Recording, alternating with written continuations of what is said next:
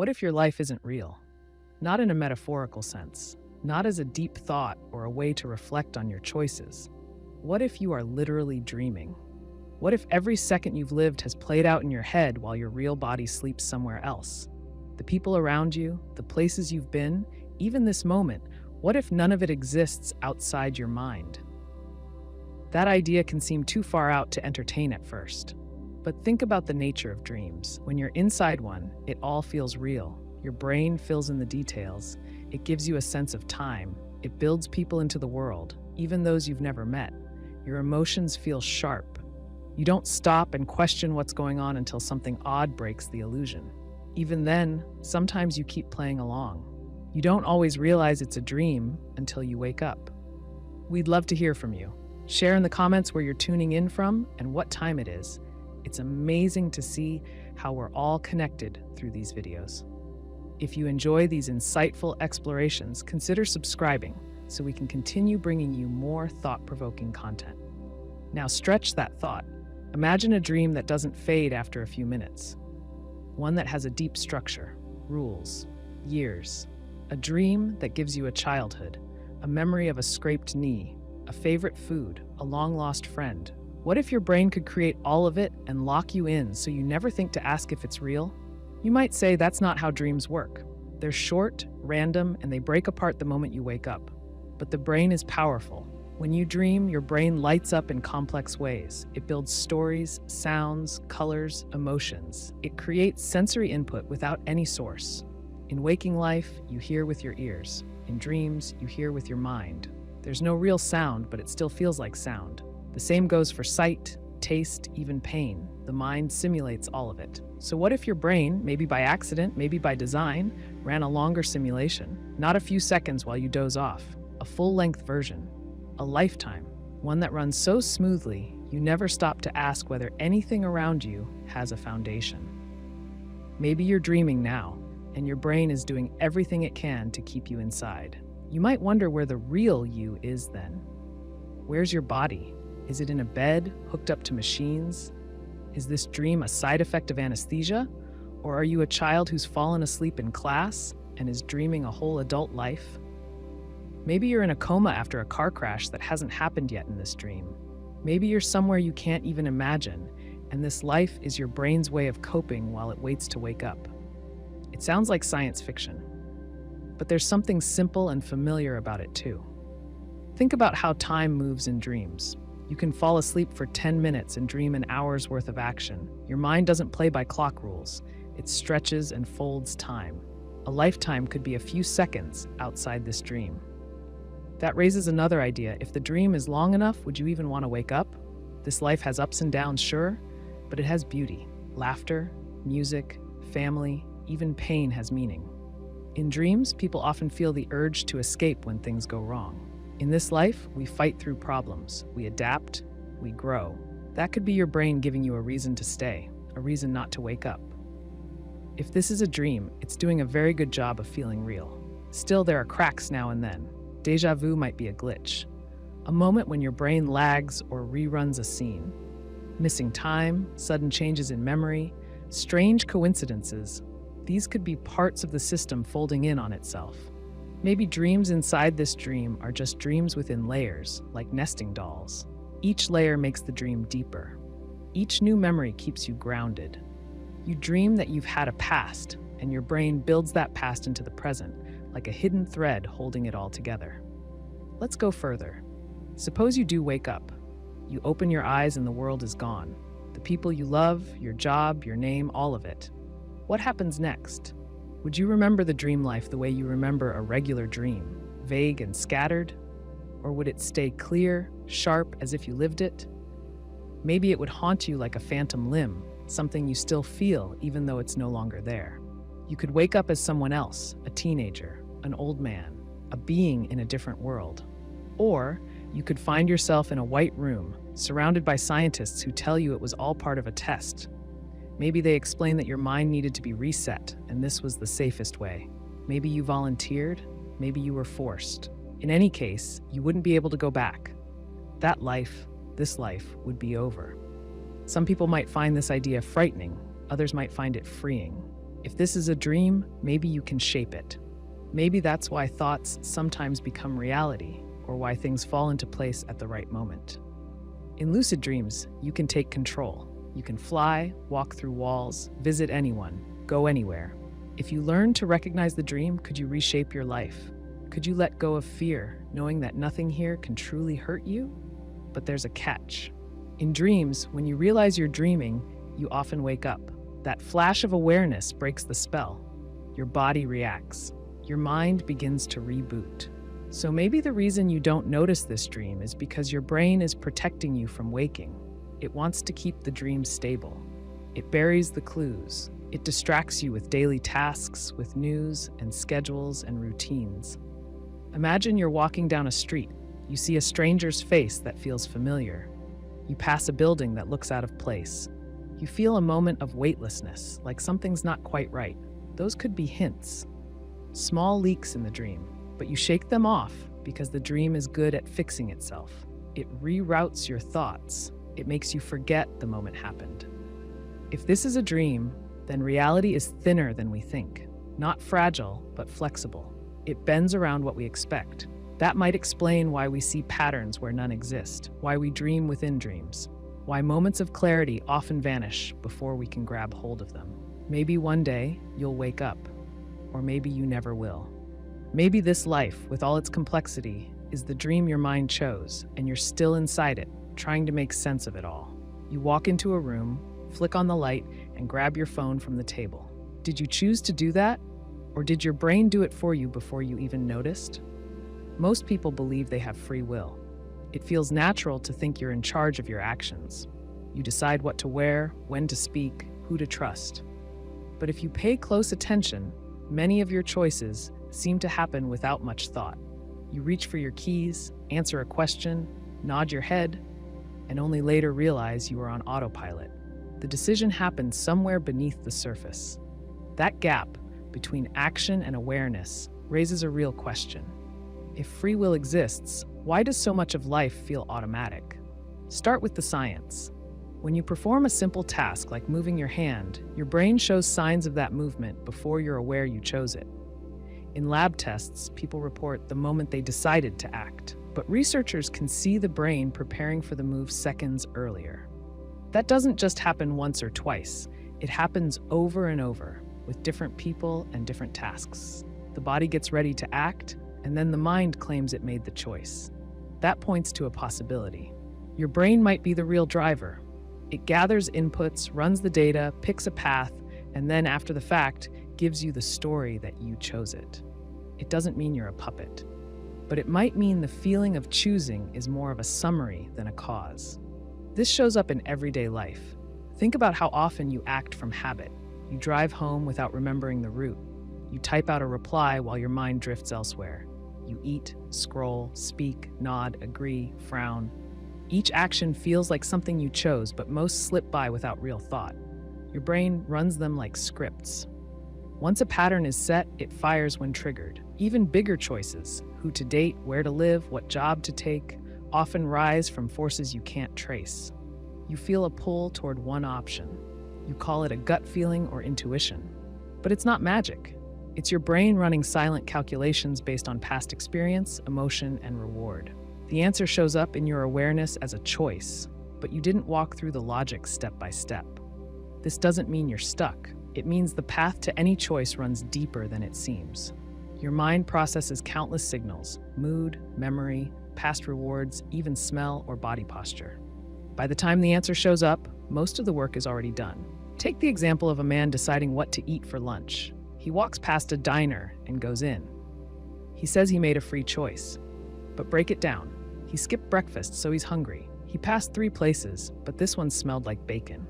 He ate there last week and liked it. He's a little stressed, and the booth by the window feels calm. These aren't reasons he thought through. But they pushed him toward the decision all the same. Your brain favors what feels familiar, safe, and rewarding. That's not bad. It keeps you alive. But it also means your sense of freedom is shaped by hidden nudges. You don't see the wires, you just feel the pull. Marketing relies on this, so do social media apps, casinos, fast food chains. They don't need to trick you. They just need to tap into the patterns your brain already uses. Bright colors, short loops, rewards timed just right. You keep scrolling or eating or clicking, and it feels like choice, but it's closer to conditioning. People also carry mental shortcuts, biases that guide decisions without much review. You judge someone's face in seconds. You form opinions based on first impressions, then stick with them. You dismiss evidence that goes against your views, not because you're lazy, but because your brain protects what it already believes. It saves energy by sticking with the known path. That path feels like free will, but it runs on tracks laid down long ago. Even your values, your sense of right and wrong, often grow from your upbringing, culture, and early rewards. You might feel deeply that a certain action is wrong, but trace that belief, and it usually ties back to lessons you didn't choose to learn. You didn't pick the family, the time in history where you were born. You didn't choose your early role models, yet all of those shaped your sense of who you are and what choices feel natural. Language plays a role too. The way you describe a choice affects how free it feels. If you say, "I had to take that job," it sounds like you had no options. If you say, "I chose to take that job," it sounds like control. But in both cases, your options were shaped by money, timing, social pressure, maybe even fear. The difference is in the words, not in the freedom. It gets more complicated when emotions come into play. Fear, love, shame, anger. These can push decisions in directions that logic alone wouldn't. You might avoid a risk, not because it's wrong, but because you're scared to fail. You might stay in a relationship, not because it's right, but because you're afraid to be alone. These feel like choices. But if emotion decides first and reason just builds a story after, is that still free will? You can train yourself to notice these patterns. That's what therapy, mindfulness, and self-reflection aim to do.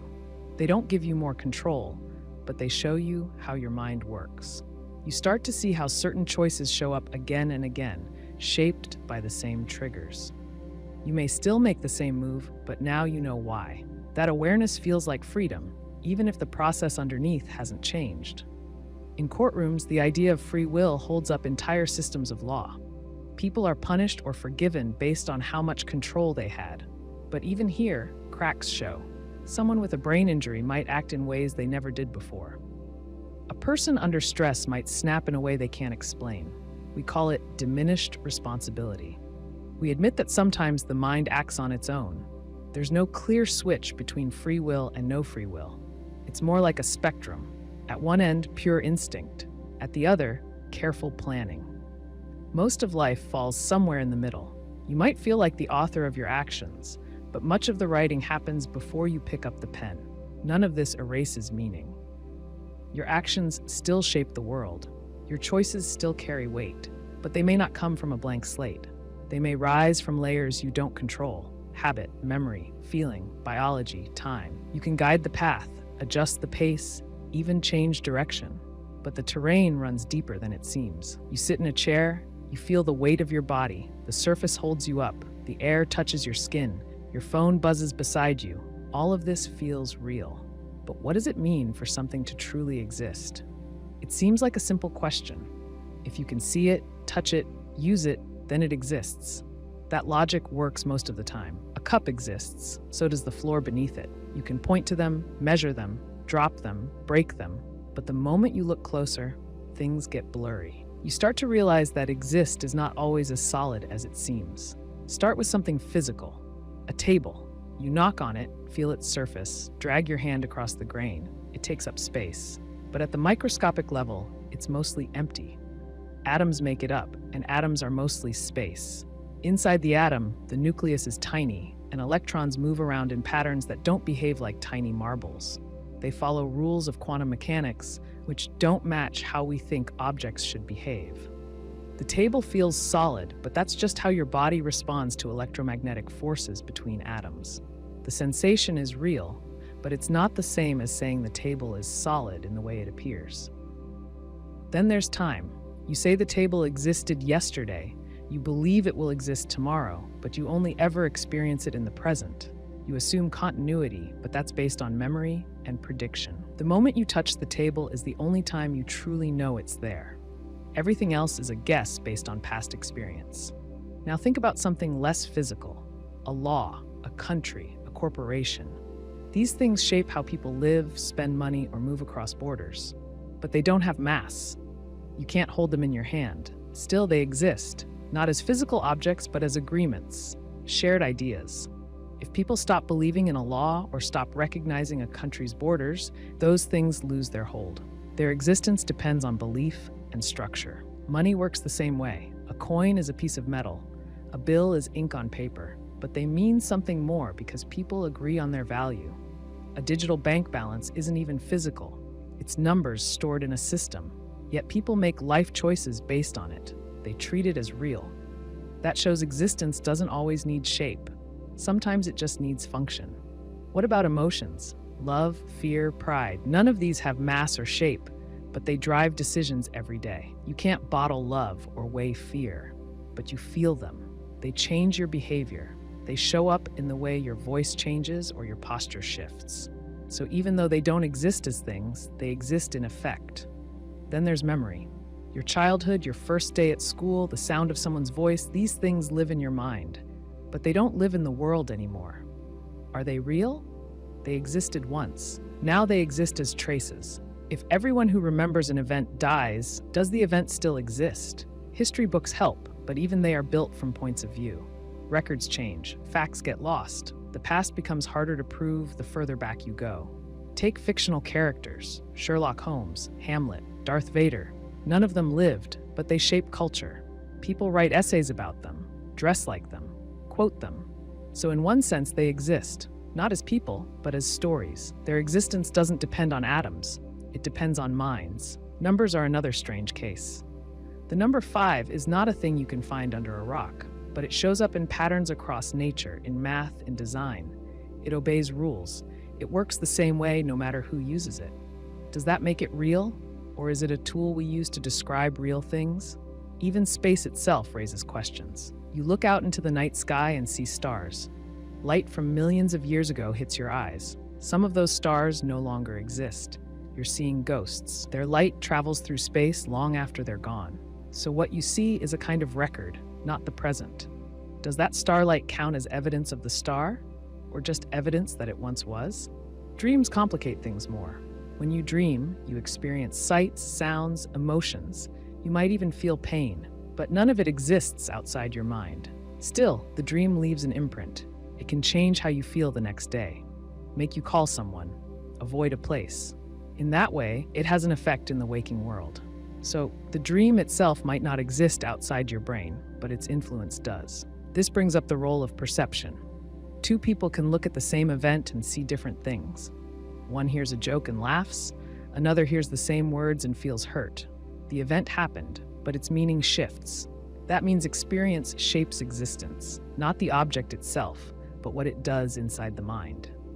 Language plays a part too. If you don't have a word for something, does it exist in the same way? Some cultures have words for feelings or colors that others don't. Once you learn the word, you start to notice the thing more. Before that, it was in your world, but outside your awareness. So naming something can pull it into focus, give it a kind of life it didn't have before. Virtual worlds add one more layer. A video game has places, people, rules. You can walk through it, build things, interact. None of it is real in the physical sense. But people spend time there, form bonds, create value. They buy and sell digital objects, hold meetings, fall in love. What does that say about what counts as existing? The brain itself doesn't draw a clear line. It treats imagined pain and real pain in similar ways. It reacts to a fake threat on screen as if danger is near. The same circuits light up. That means existence to the brain is more about response than proof. If it feels real, the body reacts as if it is. There's also the problem of the observer. Quantum physics shows that the act of measuring something can change its state. Particles behave differently when watched. It's as if observation itself helps define what's real. That might not apply to everyday objects, but it does show how thin the line can be between what exists and what's observed. So you come back to the question, what does it mean for something to truly exist? Is it about physical presence, shared belief, lasting effect? The answer might depend on the context. In science, something exists if you can measure it. In law, if it has consequences. In memory, if it still shapes thought. in feeling if it changes how you live. Existence, then, is not just about being there. It's about mattering. It's about having weight, even if that weight isn't something you can pick up. You look up at the sky and see stars, clouds, maybe the edge of the moon. You know they're there. You see them. But what if you weren't? What if no one was? Would the universe still exist without an observer? That question sounds simple at first. Most people would say yes. Of course the universe exists, whether or not someone is watching. Mountains don't vanish when you close your eyes. The sun doesn't disappear at night. But if you follow the question all the way down, things get less certain. In everyday life, observation seems like a passive thing. You look at a chair, and now you know it's there. You open a door, and you see what's behind it. But in physics, especially at the quantum level, observation doesn't just reveal what's already true, it seems to shape it. Take the double slit experiment. It starts with something small, an electron or a photon. You fire it at a barrier with two slits, like a wall with two windows. On the other side of that wall is a screen that shows where the particle hits. If you don't try to measure which slit the particle goes through, it behaves like a wave. It spreads out and creates an interference pattern, like ripples from two stones dropped in a pond. But if you add a detector to check which slit the particle goes through, the pattern changes. The wave-like behavior disappears. The particle picks a single path. It acts like a tiny marble instead. That shift doesn't come from the particle itself. It comes from the act of measuring. The system changes when it's observed. This isn't just bad equipment or interference. It's built into the math of quantum mechanics. Before the observation, the particle exists in a state of probabilities, a wave function. It's not here or there, it's both in a sense. But once you observe it, the wave collapses into one outcome. Some physicists say this doesn't mean consciousness causes collapse. They say any interaction with the environment counts as a kind of measurement. Others suggest the observer must be sentient. Either way, the idea sticks. The universe behaves differently when it's being watched. So what happens if nothing watches? No person, no camera, no trace. In theory, the wave stays uncollapsed. The particle remains in a cloud of possible places. If you extend this idea beyond the lab, you reach a strange place. Maybe the universe itself exists in a spread of possibilities until something observes it. Maybe it needs the observer to lock in a result. That brings up the question of time. The universe, as far as we can tell, began around 13.8 billion years ago. For most of that time, there were no humans, no eyes, no thought, just matter and energy, expanding and cooling. Stars formed, galaxies spun, planets took shape. Life on Earth is a recent development. If observation shapes reality, who or what was watching back then? One answer is that observation doesn't need to come from people. Any interaction between particles might count. A photon hitting an atom could be enough. A star exploding could act as its own observer. In that view, the universe doesn't need consciousness to exist. It just needs interactions. But that changes what we mean by observation. It stops being something special and becomes something mechanical, a kind of contact, not awareness. Still, the role of the observer nags at the edges of thought.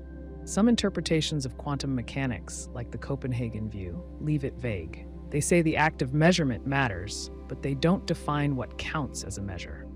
Other interpretations try to get around the problem entirely. The many worlds view, for example, says the wave never collapses.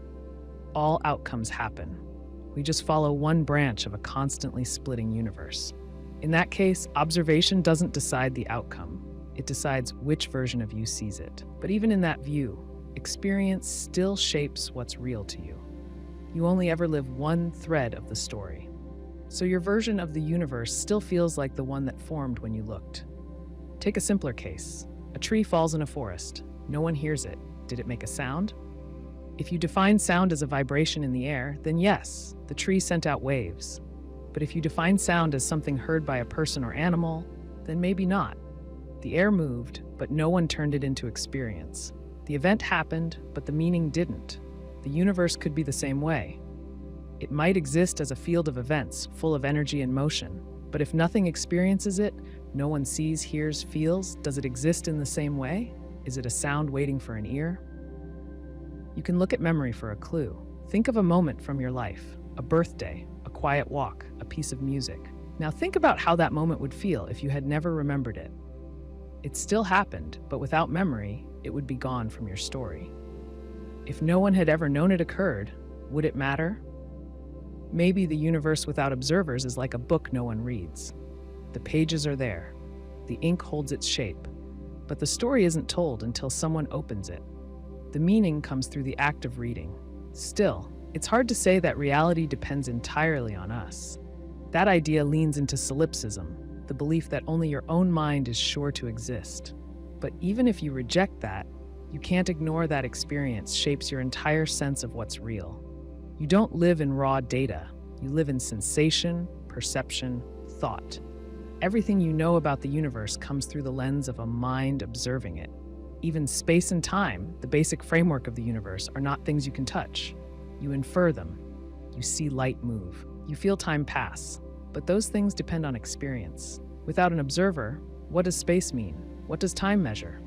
Maybe existence has layers. At the base level, the universe follows its rules. Matter interacts, energy moves. But at the level we live in, the observer gives shape, turns data into sight, turns motion into meaning, turns chaos into story. You can't stand outside the system to check. You're part of it. You're one of the eyes through which the universe sees itself.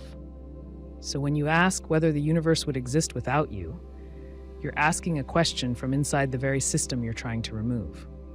You may never get a clear answer, but the fact that the question exists and that someone is here to ask it might be part of the answer. You stare at the night sky, you see stars, maybe a few planets. You feel small, but also part of something big. Science tells you those stars have been there for billions of years. But here's the question. Are you finding what was already there, or are you helping shape it just by looking? Most people believe in discovery. They think the universe exists as it is, whether anyone's around or not. Gravity pulls, light travels, atoms form molecules. The job of science is to uncover what's already true. You test, measure, and observe. You get closer to the facts. Over time, your picture of the universe sharpens. You peel back layers and find more structure underneath. But the closer you look, the more it seems like you're not just finding the structure, you might be building it. Not by making things out of nothing, but by adding meaning, form, and boundaries where none were fixed before. Start with something basic, a constellation. You look at the stars and see a shape, maybe a hunter or a bear. Those patterns don't exist in the sky, they exist in your mind. The stars are real, their light is real. But the bear is a story, one you inherited, one someone made up to explain the night. In that case, you're not discovering the bear, you're creating it. Now scale that up. Think about time. You divide it into hours, minutes, years. You build clocks and calendars, but time itself isn't made of hours. It doesn't tick, it just passes. You measure it with tools you invented. Those tools work well. They help keep order, but they're still inventions. The same goes for maps. The Earth existed long before anyone drew a border, but once you draw it, people live by it. They build cities, guard land, raise flags. The lines become real in a new way. They shape how people move, what they believe, who they fight. You didn't discover the line, you made it. But now it's part of the world people live in. Science does something similar. You create models to explain what you see. Newton gave us laws of motion. Later, Einstein gave us relativity. Both changed how we view space, time, and gravity. But those laws didn't drop out of the sky. They were built from observations, questions, guesses, tests. They work well, they predict things. But they're still human-made descriptions.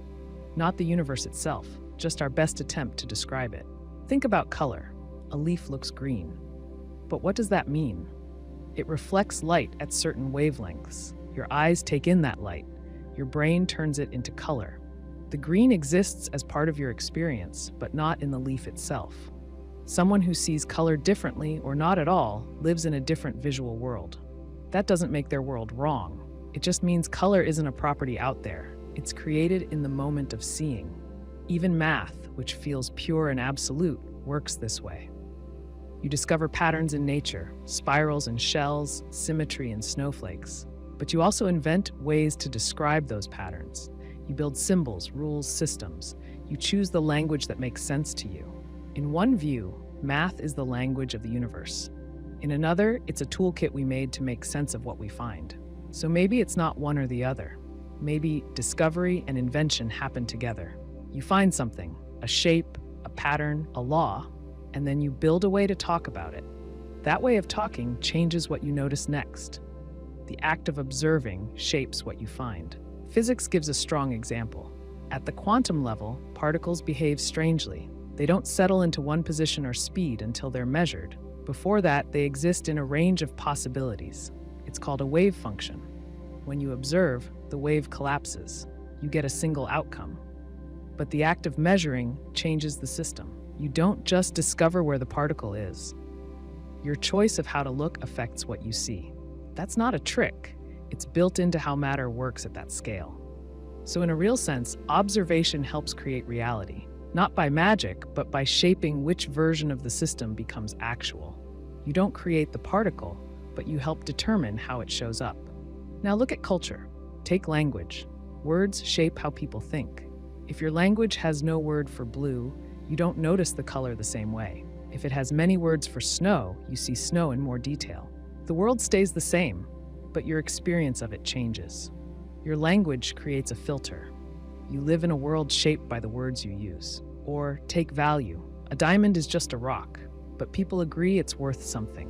That agreement gives it power. The same goes for brands, art, even ideas. A piece of music is just sound waves. But once someone calls it beautiful, others hear it differently. You don't change the sound, you change what it means. Even your sense of self works this way. You tell stories about who you are.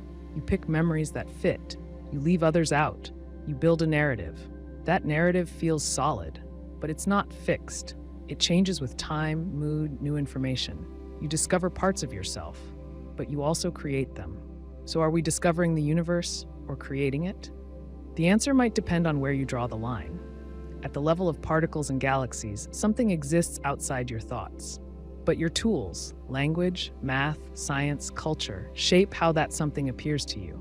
You don't build the universe from scratch, but you help give it form, color, weight. The more you look, the more it seems that the observer is not just a witness. You are part of the system. You bring the light, not just the lens. The world you see is not just out there. It's also shaped by the way you look. You wake up in a hospital bed. You don't know where you are. You don't know your name. You don't recognize the face in the mirror. People come in and tell you they're your family. They show you photos, tell you stories, speak to you like they've known you forever. But none of it feels real. None of it feels like you. If you've lost every memory of your past, are you still the same person? Most people think of identity as something stable. You're you because of who you've been, your experiences, choices, and history. You remember where you grew up, who your friends were, the things you liked and feared. You carry that story in your mind. It helps you understand what you want, what you believe, and what matters to you. Memory is how that story stays alive. But memory isn't just a scrapbook. It's part of how you think and act in the world. If someone asks what kind of food you like, you think back to what you've enjoyed. If they ask why you react a certain way, you might explain it with past experience. You lean on memory to know what kind of person you are. So when memory disappears, the question gets hard. What's left? Let's say someone loses their memory after an accident. They forget their name, where they lived, what job they had. They don't remember who they loved or who they didn't trust, but they can still speak, walk, read. They know how to use a fork and button a shirt. These are procedural memories, skills that stay even when personal memory goes. They're stored in different parts of the brain, so they can function, but they can't tell you who they are. If you ask, they'll shrug. They might feel lost. Without a past to draw from, how do they make decisions? Do they still like the same music? Do they still hate being in crowds? Maybe, but maybe not. Without memory, even preferences can shift. They might meet someone they once disliked and feel no tension. They might see a food they used to avoid and try it without hesitation. That shows something important. Memory doesn't just help you remember the past. It guides your sense of self. It shapes how you act in the present. Without it, you don't just forget what happened, you forget how to feel about it. You lose the weight those experiences carried. Now think about this from another angle. Imagine you meet someone with amnesia. You show them photos, tell them their old favorite jokes, play music they once loved. They nod politely. None of it connects. They smile, but it's the smile of a stranger. Are you still talking to the same person? You might want to believe you are. But the traits that made them feel like themselves, the way they laughed, remembered, shared, are gone. Their body's the same. Their voice might sound right, but the link between past and present is broken. Some people with amnesia go on to rebuild their lives. They form new relationships, learn about their past through others, build a new sense of self. But the person who wakes up is not identical to the person before. They carry the same name, maybe the same job or family, but their inner world has changed. They respond differently. They see things through a new lens. You can call that a new version, or you can say the old one ended the moment the memory did. There's a thought experiment that pushes this idea even further.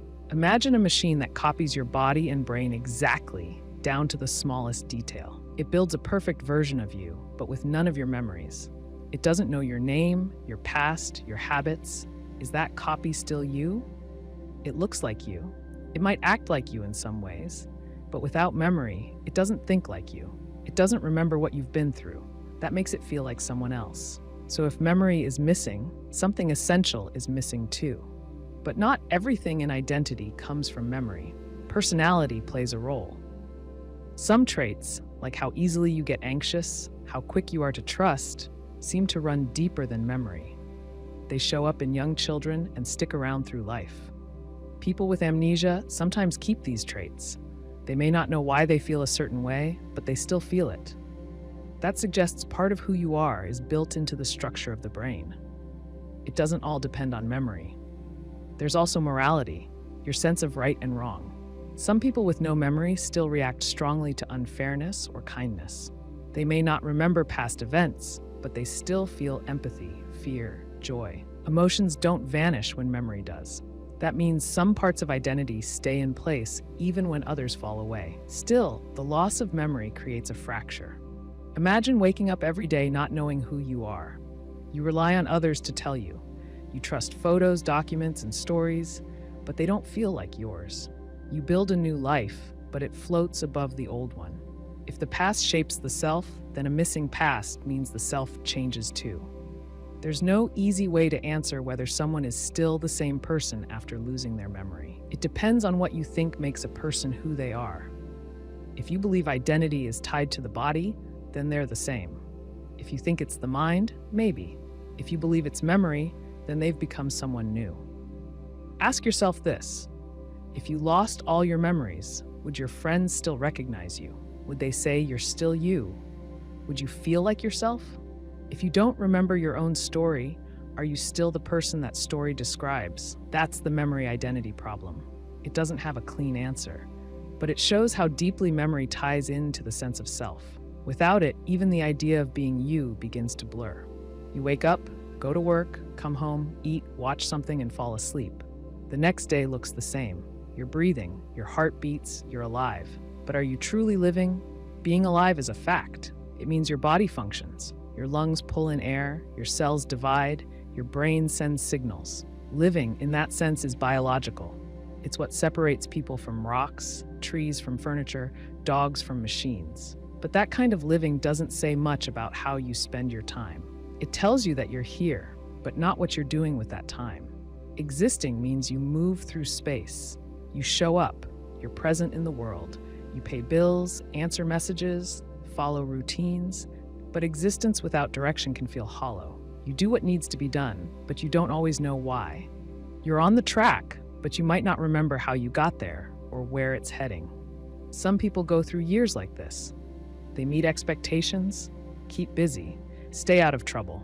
From the outside, it looks like they're living. They have jobs, families, plans, but inside, something's missing.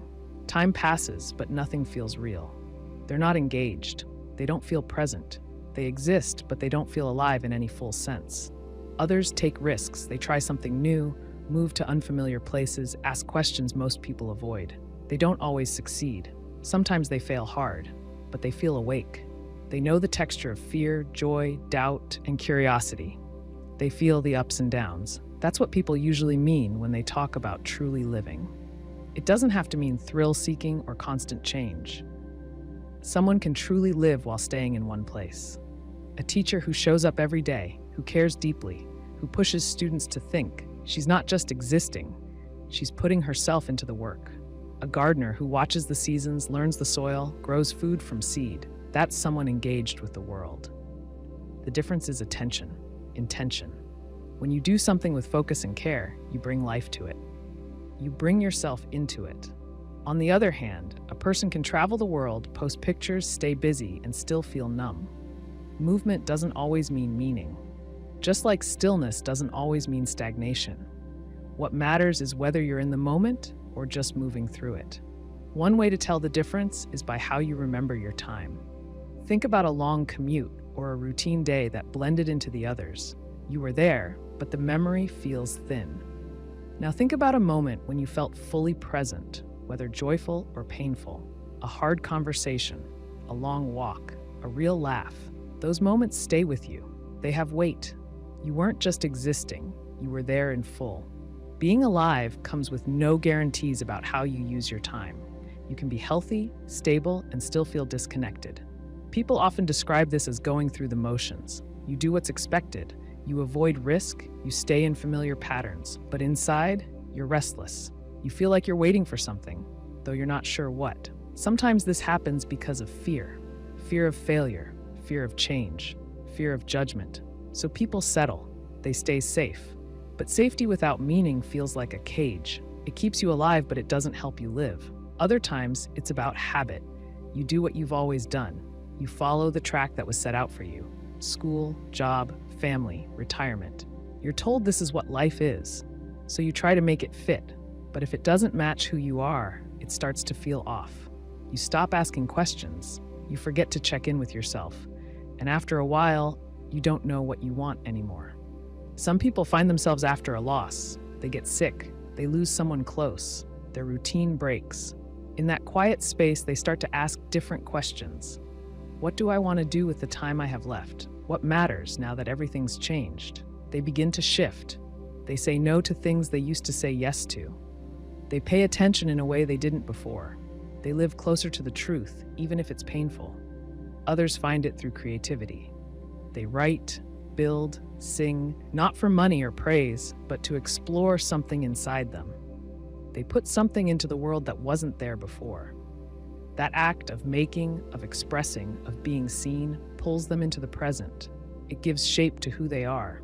Even small things can mark the line between existing and living. Cooking a meal with care instead of rushing it. Talking to someone and really listening.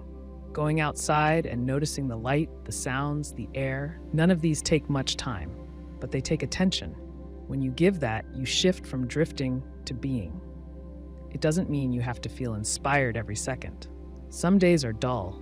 Some jobs are hard. Living fully doesn't erase pain. It doesn't mean smiling all the time. It just means being there for your own life, feeling it, responding to it, asking what matters and acting on the answer. Children often live this way by default. They focus fully on what they're doing. They explore, ask, touch, fall, laugh. They don't think in terms of schedules or outcomes. They're just present. As people grow, they learn to plan, to protect, to avoid risk. That helps in some ways, but it also makes it easy to lose touch with that sense of being fully here. There's no clear formula for moving from existing to living. No checklist. It looks different for each person. For one, it might mean slowing down. For another, it might mean making a leap. But the core of it is the same. You stop drifting, you start paying attention, you ask what matters, and then you act like it does. That shift can happen gradually. You notice what drains you, you notice what brings you energy, you learn to say no, you learn to stay with discomfort instead of escaping it. Over time, you build a life that feels more like you. Not perfect, not easy, but real. So yes, you can be alive and not truly live. You can go through the years and not feel them. But you can also choose in small ways to come back to yourself, to be here, to make the most of the time you have, not by doing more, but by showing up for what's already in front of you. You open your eyes and see a room. The walls have color. The floor feels solid. You hear a sound outside, maybe traffic or birds. All of it feels real. But your version of reality is filtered through your senses. What you see, hear, and feel depends on how your brain processes the world. If your experience of the world is shaped by your mind, can you say anything is truly objectively real? People often think of reality as something fixed. There's a world out there, and it works a certain way. Rocks are hard, water is wet, the sun rises. But everything you know about that world comes through perception. Light hits your eyes, sound hits your ears, pressure touches your skin. Your brain turns those signals into experience. So what feels real to you may not match what feels real to someone else. Take color.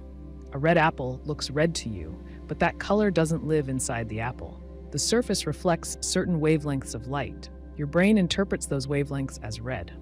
Someone with color blindness might see it as brown or gray. The apple didn't change, but the experience did. So is the color real? It exists in the interaction between the object and the observer. Without someone to see it, color has no meaning. The same goes for time. You measure it with clocks. You plan your day around hours and minutes. But time, as you experience it, is not always steady. It speeds up when you're busy. It slows down when you're bored. In dreams, whole stories can play out in a few seconds. In an emergency, a moment can feel stretched. Clocks don't change, but your sense of time does. That makes time both real and flexible. Now think about pain. You touch a hot stove, and your body reacts. Pain tells you something's wrong. But pain doesn't live in the stove. It's a response inside you.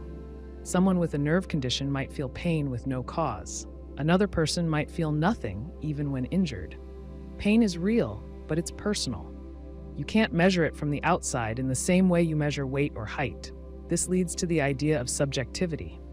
Your experience of the world is shaped by your senses, memory, emotion, culture, and expectations. No one else sees things exactly the way you do. Two people can walk through the same city, eat the same food, talk to the same people, and come away with completely different impressions. They didn't make anything up. They just filtered it through different lenses. But if reality is subjective, does that mean there's no objective truth? Not quite. Some things stay consistent across experience. If you drop a glass, it falls. If you add heat to water, it boils. These patterns hold no matter who observes them. That's the basis of science. You test things again and again to find what stays true across time and place. You build models that predict behavior. Gravity works whether you believe in it or not. Still, even science starts with observation.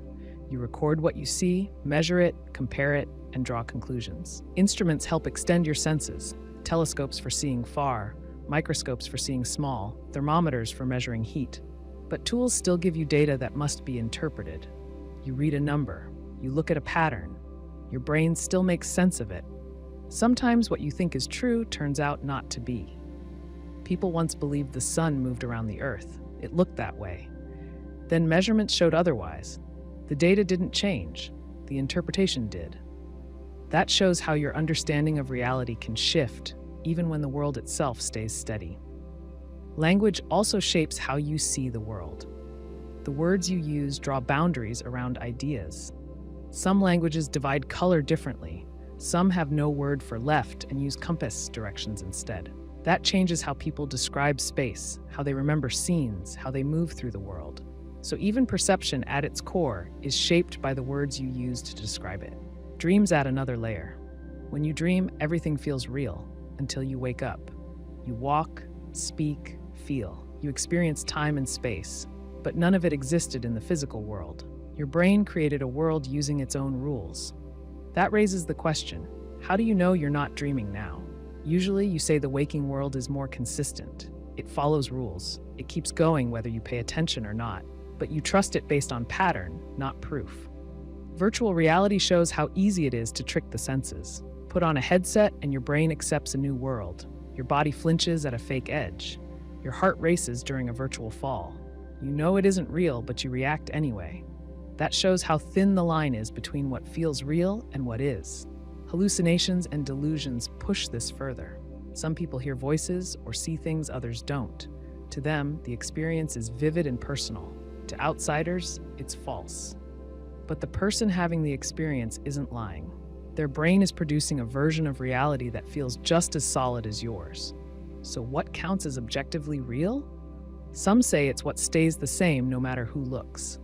If 5 people weigh a stone and all get the same result, that points to something objective.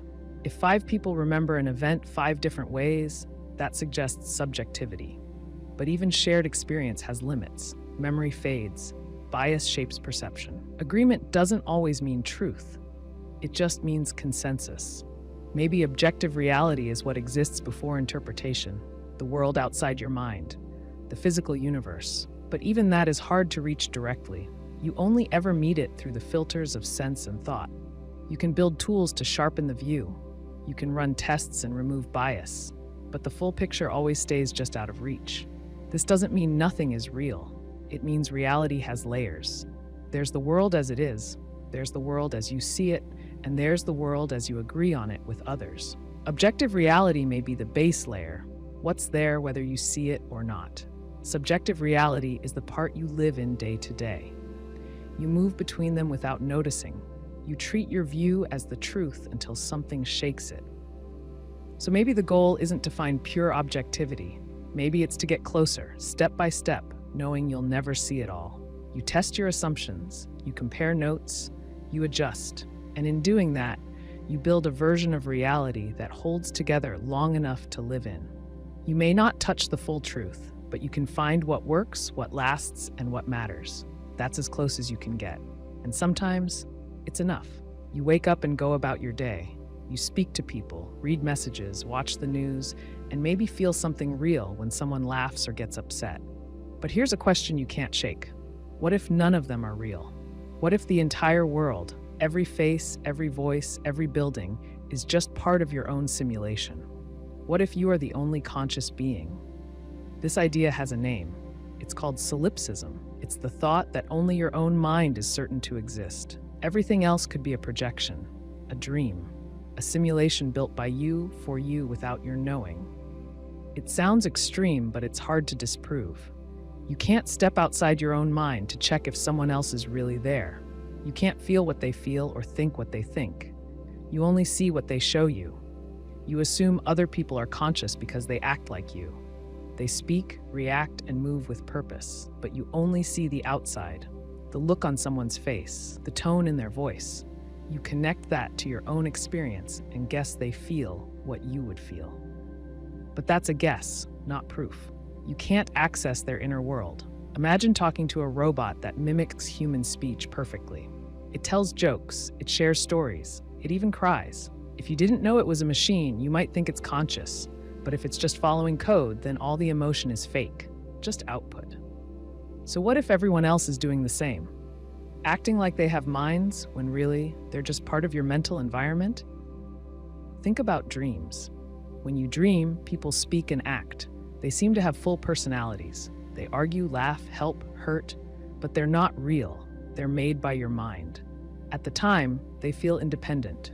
You might even be surprised by what they say, but when you wake up, you realize they were all you. Your brain filled in every detail. Now imagine this life is just a more stable version of that. You created the world to give yourself experience. You set up rules, gravity, time, memory. You gave yourself challenges, emotions, people, all of it to feel something.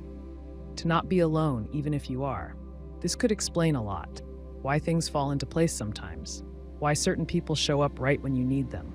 Why coincidences feel too perfect to be random. Maybe your mind is guiding the simulation.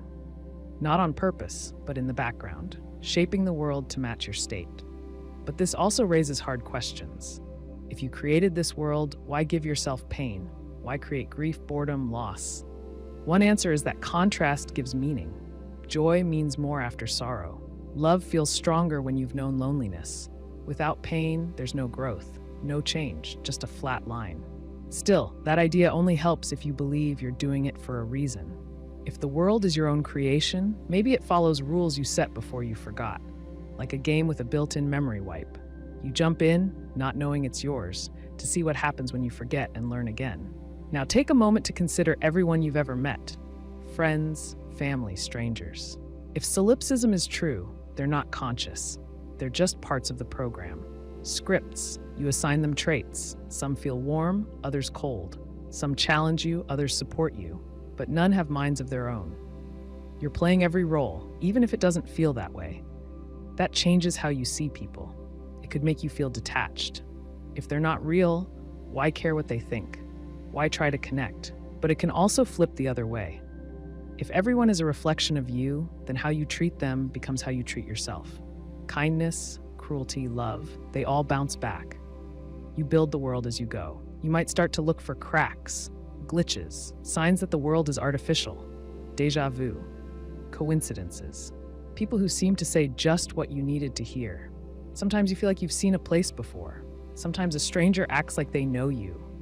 Maybe those are signs, or maybe they're just how your brain handles noise. Memory plays a part too. You believe in a past because you remember it, but memory is fragile. It shifts. It fills in blanks. So how much of your past is solid? Could it be part of the simulation, built to give you a backstory? If so, then the feeling of time passing is just part of the design. Even science, which aims for objectivity, happens inside your mind. You observe, test, measure, but you do it through senses that could be part of the system. You trust your eyes, your tools, your logic, but if you're the only conscious mind, then all data comes from you. There's no outside source. You might think this idea leads to isolation. If you're the only one here, what's the point of reaching out? But that depends on how you see the simulation. If it's yours, then it reflects you. By engaging with it fully, by being present, curious, honest, you might shape it into something better. Connection, even if it's one-sided, can still feel real. And then there's the biggest question: why this simulation? Why now? Maybe there's no reason. Maybe it just is. You're here, aware, watching things unfold. That awareness itself might be the whole point: to see, feel, and ask questions, even if there's no one else to answer them. Some people reject solipsism because it feels self-centered. It puts the entire universe inside one mind. But it doesn't have to be about ego. You don't control everything. You might not even understand it. You just live in it. And whether the people around you are conscious or not, they shape your experience. They move you, teach you, challenge you. That effect is real. You can't prove solipsism true, but you also can't prove it false. You can never step outside your own awareness to test it. So you're left with a choice. Do you live as if everyone is real, or do you act as if you're alone? Either way, your experience is all you have. Whether the world is shared or not, you meet it one moment at a time. You choose how to respond. You choose what to believe. And in that choice, you shape the only reality you'll ever know. You sit still and pay attention. A sound comes and goes. A thought passes through your mind. A light flickers in the room.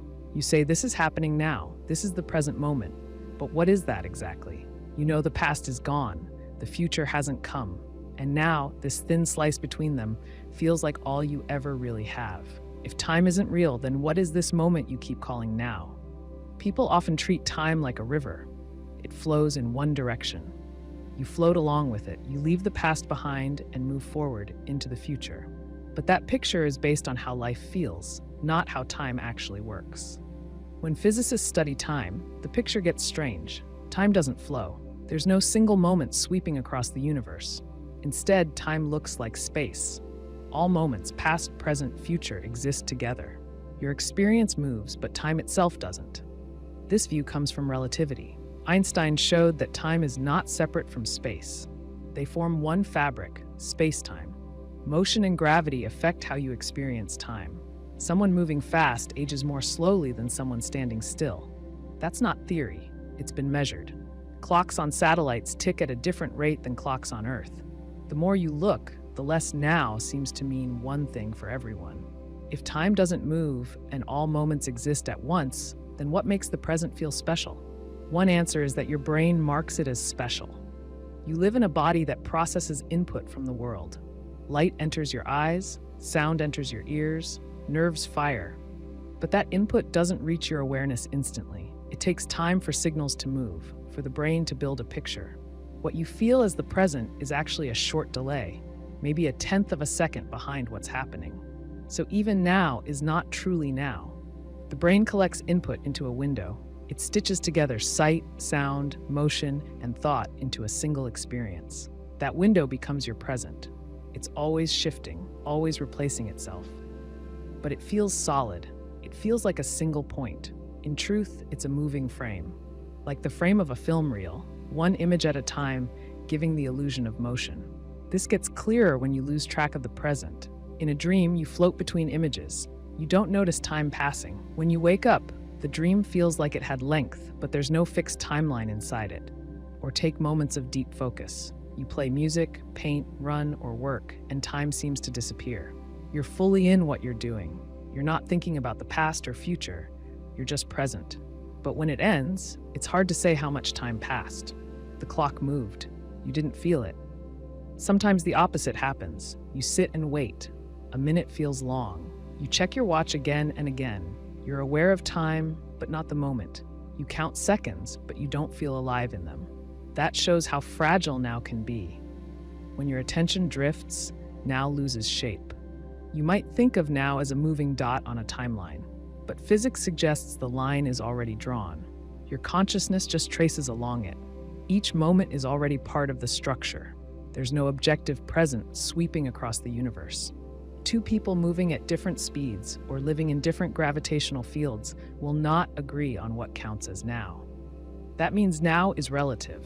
It depends on where you are and how you move. So if time isn't real in the way we usually think, then the present is not a slice of something flowing. It's a state of awareness, a function of perception. You're alive in this moment because your mind is focused here. You're noticing, you're engaged. When you lose that focus, now fades. This explains why some people chase the present through meditation or mindfulness. They try to quiet the mind, stop it from running to the past or leaping into the future. They train it to rest in what is happening now, not because now is some magic point in time, but because it's the only place experience happens. You never feel yesterday. You never feel tomorrow. You only feel now, even if it's not where your thoughts are. That's part of what makes memory so strange. You remember a moment from the past, but you remember it now. You imagine a moment from the future, but you do it now. The content might change, but the container stays the same. Experience always happens in this frame. That frame doesn't stand still, but you don't move through it either. It's just where you are. Even language shows how slippery now is. You say, "This is happening," but by the time the words are spoken, the moment has passed. You try to name a point in time, but the world has already shifted. You take a photo and call it the present, but it's already a record. Every attempt to catch now leaves you with a version that's already gone. That doesn't mean the present is fake. It means it's hard to define. It's not a fixed point. It's a window of awareness, a process, a rhythm. Your brain updates your sense of now many times per second. It builds a stream out of snapshots. You ride that stream thinking it's a line, but really it's a loop, always renewing, always slipping. This view of time also changes how you think about decisions. You assume choices happen in the present, but by the time you become aware of a choice, your brain may have already made it. Studies show that brain activity often predicts your action before you feel the decision. So the present moment may not be where you choose. It may only be where you notice. You still feel the weight of now. You still want to act, to decide, to move. That feeling is real. But it may be more about your experience than about time itself. You live one frame at a time. That frame feels like now. It gives you a sense of control, even if control is limited. So when you ask what now is, you're asking more about experience than about physics. You're not looking for a point on a line. You're looking for the place where life happens. If time is not a flowing river, then now is not a stepping stone. It's a state you fall into when your mind is quiet and your senses are clear. It's not a moment in time. It's a way of being. You see someone drop their groceries. You stop, help them gather everything, and walk away without asking for anything. It feels like the right thing to do. You don't expect money or praise. You're not trying to impress anyone. But later, the question comes up. Was that truly selfless? Or did you help because it made you feel good? That's the core of the debate. Can any action be completely selfless? Or does every choice, even the kind ones, serve the person who makes it? Some people argue that no act is ever free from self-interest. They say you always get something in return. Maybe it's a warm feeling. Maybe it's relief from guilt. Maybe it's the image you keep of yourself as a good person. Even if you don't expect anything from others, you might still do it because it supports how you want to see yourself. Take giving money to charity. You don't tell anyone. You do it quietly. But why? Maybe it's compassion. Maybe you feel a connection to the cause, but you also feel a sense of meaning or pride after giving. That feeling becomes part of the reward. The outcome helps you, as well as the person who receives. Or consider a parent who works long hours to support a child. They sacrifice time, energy, and comfort. They don't expect thanks. They do it out of love. But that love is still tied to emotion. The bond with the child brings deep fulfillment. The effort costs something, but it also gives something back: purpose, connection, identity. Even more extreme cases raise the same question. Someone jumps into a river to save a stranger. No time to think, just action. Some call that true selflessness. But what drives the jump? An instinctive sense of duty? A surge of empathy? The wish to prevent someone else's pain? Those are good reasons, but they still come from within. The impulse might come so fast it feels automatic, but it's still part of who that person is. Then there's the idea of reputation. You might help others because it builds trust or earns respect. People value those who give freely, so selfless behavior can bring long-term benefits. Even if you don't think about it at the time, the pattern reinforces itself. It becomes a way to fit in, to build social bonds, to feel accepted. But not all benefit is calculated. You might give up a seat on the bus, not because you want anything, but because it feels wrong not to. You might feel discomfort if you ignore someone in need. That discomfort pushes you to act. Is avoiding guilt a selfish reason, or is it just part of being human? Maybe the problem is the word selfish. It usually implies greed or manipulation, but at its root, it just means acting in ways that reflect your own interests or values. If you care about fairness and you act to support it, that's still self-driven, but it's not harmful. It doesn't come at the cost of others. So the question might not be whether something is selfish, but what kind of self it serves. People often treat selfishness and selflessness as opposites, but they overlap. You can care for others and still benefit. You can give and still feel good about it. The two don't cancel each other out. In fact, they often depend on each other. Helping others can help you. Helping yourself can put you in a better place to help others. Think about someone who volunteers regularly. They give time, energy, and care. The work can be tiring, but it also gives structure and meaning. It fills a need to connect, to contribute, to matter. The volunteer doesn't do it for praise, but they still gain something. That doesn't make the act fake. It just makes it human. Some people try to test true selflessness by removing all reward. They imagine a person helping someone without anyone ever knowing. No thanks, no recognition, not even a good feeling. Just pure giving. But it's hard to separate action from identity. If helping is part of who you are, then doing it reinforces that identity. Even in secret, even with no outcome, the act still shapes how you relate to yourself. You can also look at extreme generosity. Some people give everything they have, money, time, even organs, to strangers. They don't know the people they help. They don't stay in touch. But still, they feel called to act. Does that make them selfless? Or does the act give them a deeper sense of alignment with what they believe? There are moments where people give even when it hurts. They speak up for someone else and pay a price. They protect others and suffer for it. In those cases, the benefit isn't clear, but the choice still reflects something inside, a belief, a principle, a sense of duty. Even when they lose, they act in line with what matters to them. That might be the closest version of selflessness we can reach. Giving when it costs you something, because not giving would cost you more. Maybe true selflessness isn't about erasing the self. Maybe it's about expanding it. When you see others as part of your world, when their pain feels like yours, when their joy lifts you up, then helping them isn't about sacrifice. It's about alignment.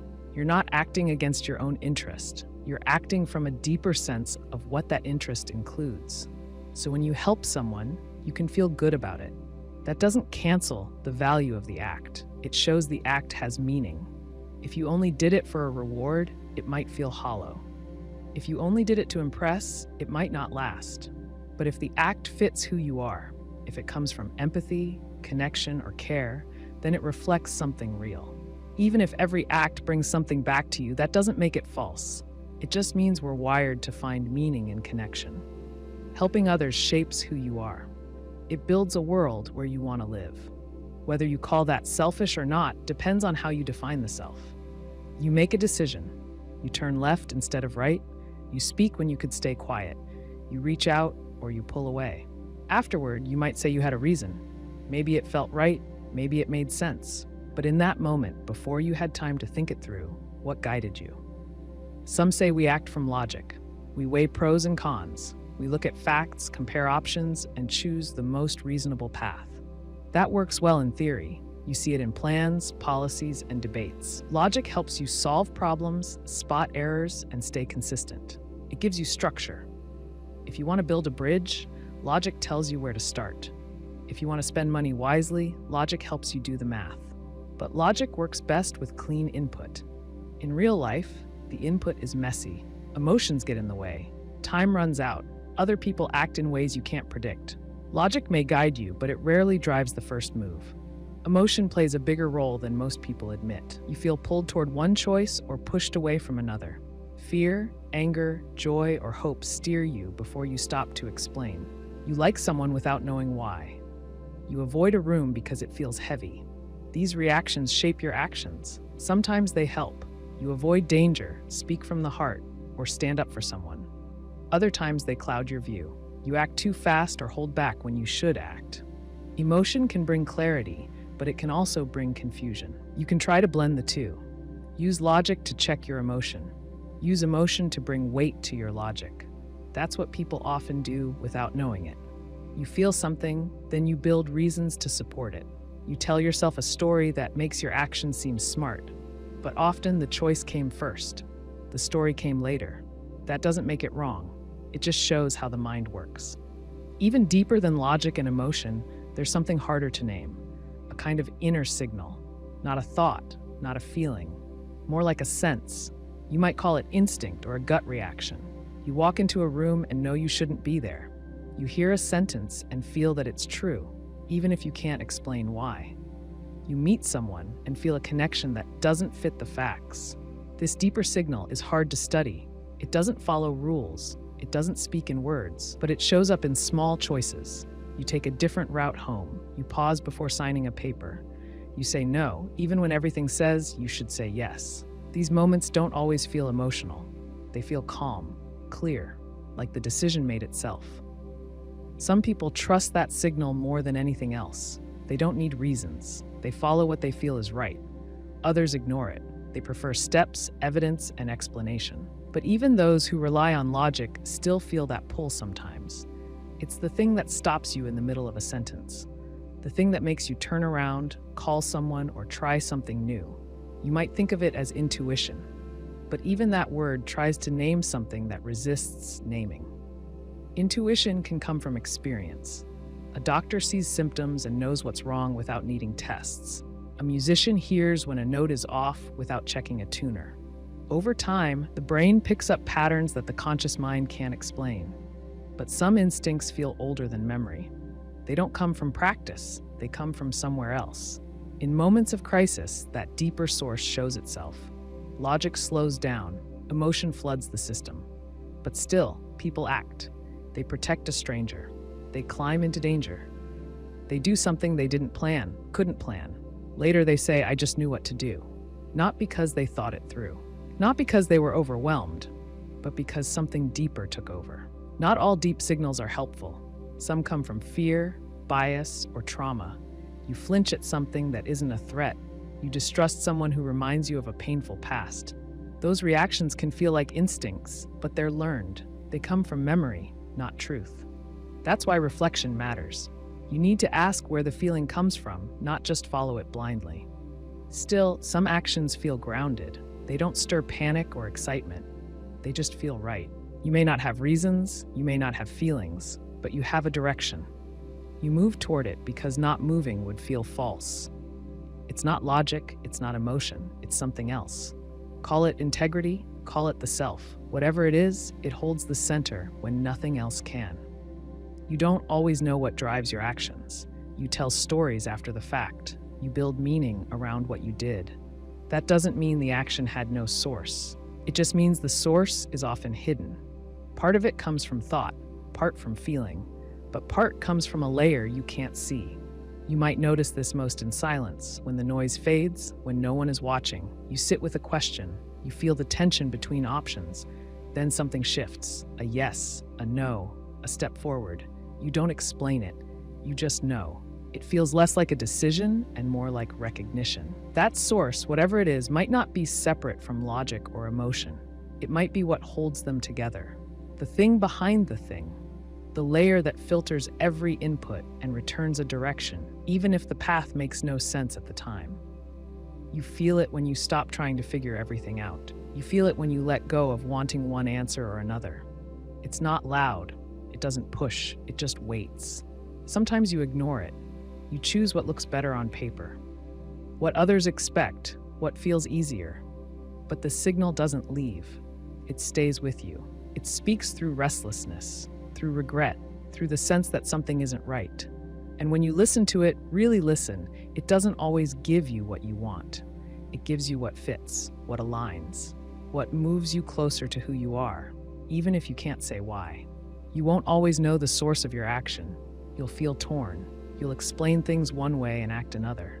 But deep down, there's something steady, a current that runs beneath thought and feeling. You don't control it, you don't invent it. But when you follow it, your actions feel whole. Not perfect, not painless, but real. You wake up in your room. The light looks familiar. The floor creaks the way it always does.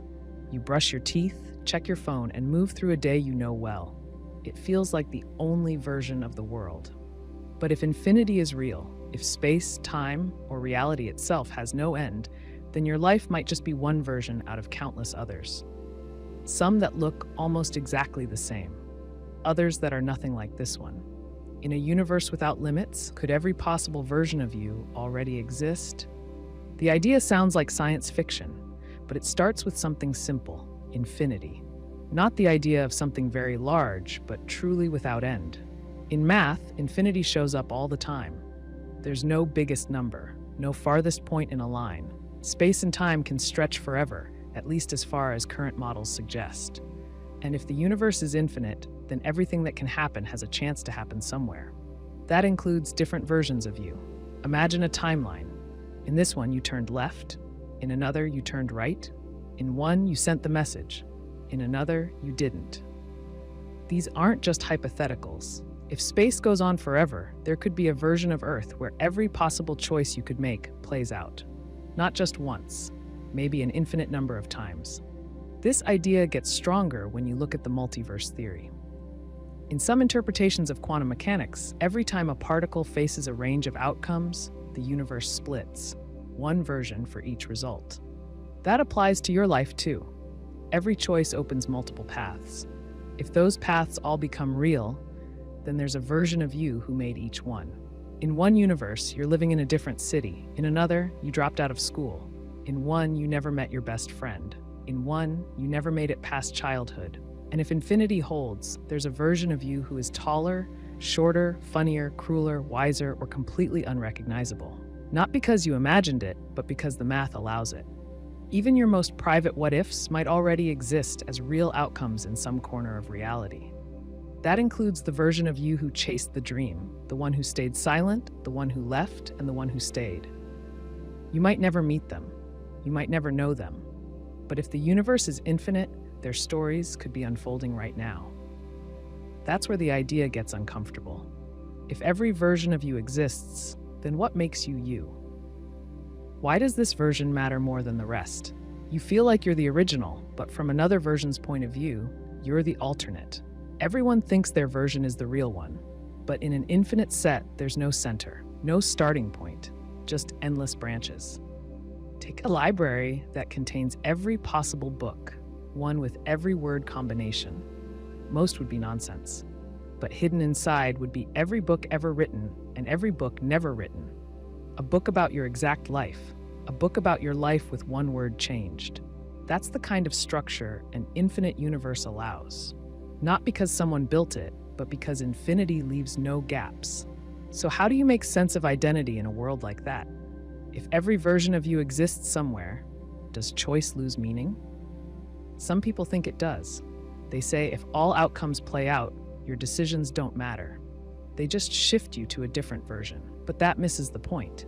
You still live this version. You feel its weight. You face its consequences. You don't experience the others. They might exist, but they don't replace the reality you wake up in. Even if there are infinite versions of you, you still feel pain here. You still love here. You still make mistakes and try to fix them here. That gives this version of you meaning, even if it's not the only one. Your actions might not be unique in the universe, but they're still yours. They shape the version of life you experience. And what about the versions of you that scare you? The one who hurt people, the one who gave up, the one who became someone you can't imagine being. Are they you? In one sense, yes, they share your origin. But you didn't become them. You're shaped by your choices, not just your possibilities. The worst version of you doesn't erase the effort you put into being this one. It also means there are versions of you who got things right, who healed faster, who reached out first, who found the thing you're still looking for.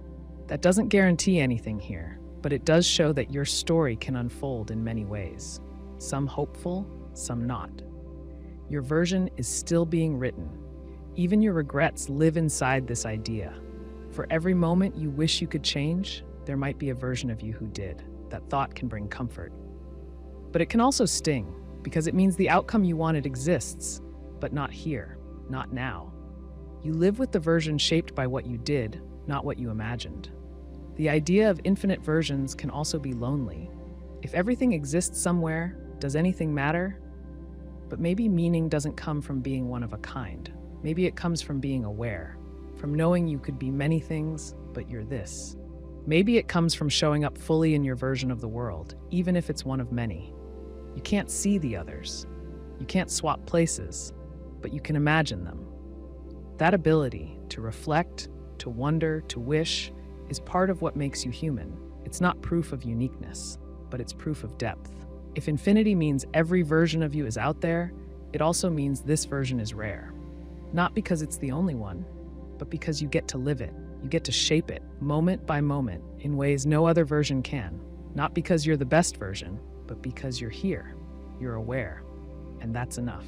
You wake up in the morning and choose what to wear. You pick a route to work. You decide what to say, what to avoid, who to trust. Every action feels like a choice. Each moment opens a new path. But somewhere in the back of your mind, the question lingers, is this freedom real? Or are you just following a script that's already written? Some people believe in fate. They say your life has a set path. Every choice, every event, every turn was always going to happen. You might feel like you're choosing, but you're just playing out a role. From this view, the future isn't open. It's already complete. You just haven't reached the next scene yet. This idea shows up in religion, philosophy, and science. Some religious views describe a plan laid out by a higher power. Everything happens for a reason, even if you don't see it. The idea can bring comfort.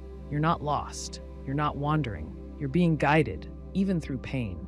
In physics, determinism offers a similar view without the spiritual layer. It says if you knew every particle's position and every force acting on it, you could predict everything, past, present, and future. From this angle, the universe is like a clock. Set the gears in motion and everything else follows. Your thoughts, your choices, your actions, they all come from the structure of the system.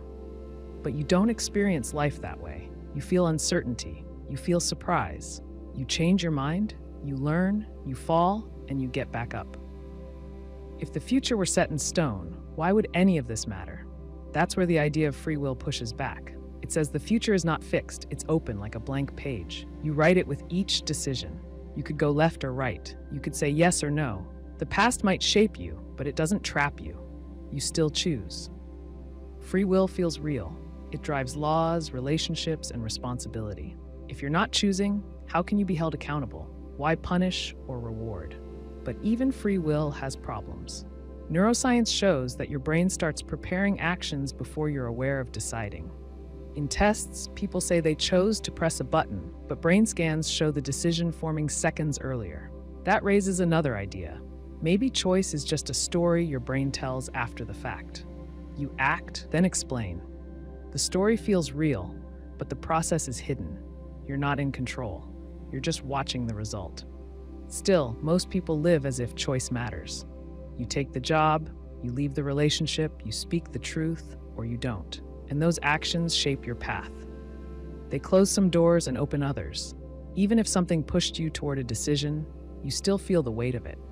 Some try to bridge the gap between fate and freedom.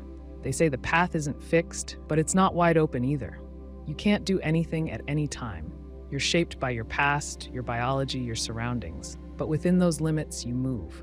It's not a blank page, it's a sketch. You fill in the color, the detail, the tone. That mix gives you room to breathe, but not endless space. Imagine your life as a river. You didn't choose where it started. You don't control the land it runs through, but you can steer within it. You can paddle harder. You can rest. You can avoid rocks or hit them head on. The current pushes, but you still shape the ride. Others picture the future like a branching tree.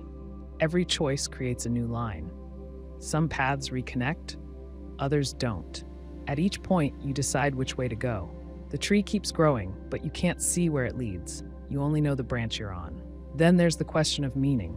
If the future is already written, does that take away purpose? Not necessarily.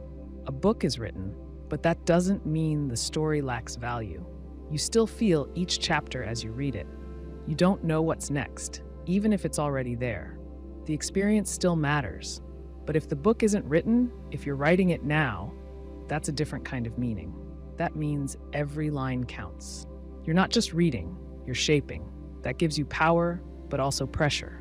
You can't blame the page. You can only look at the pen in your hand. In daily life, people shift between these views. When things go well, they say, I made the right choice. When things fall apart, they say, maybe it was meant to be. Fate softens the blow. Free will claims the win. But both are attempts to make sense of something bigger than you can see. Sometimes it helps to sit with the not knowing. You don't need to solve the question to feel the edge of it. You can live in the space between fixed and free. You can act as if your choices matter, even if you're not sure who's making them. You still wake up and move through your day. You still love, lose, try again. Whether the path is laid out or built step by step, you walk it. Whether the end is written or wide open, you face it the same way. One choice at a time. You see a body grow still. The breath stops. The eyes no longer track movement. The voice that once filled a room is gone. From the outside, death looks final. One moment someone is there, the next they're not. But what does that actually mean? Is death the end, or is it something else, a shift, a change in form? Most people fear death because it feels like a cutoff, a full stop.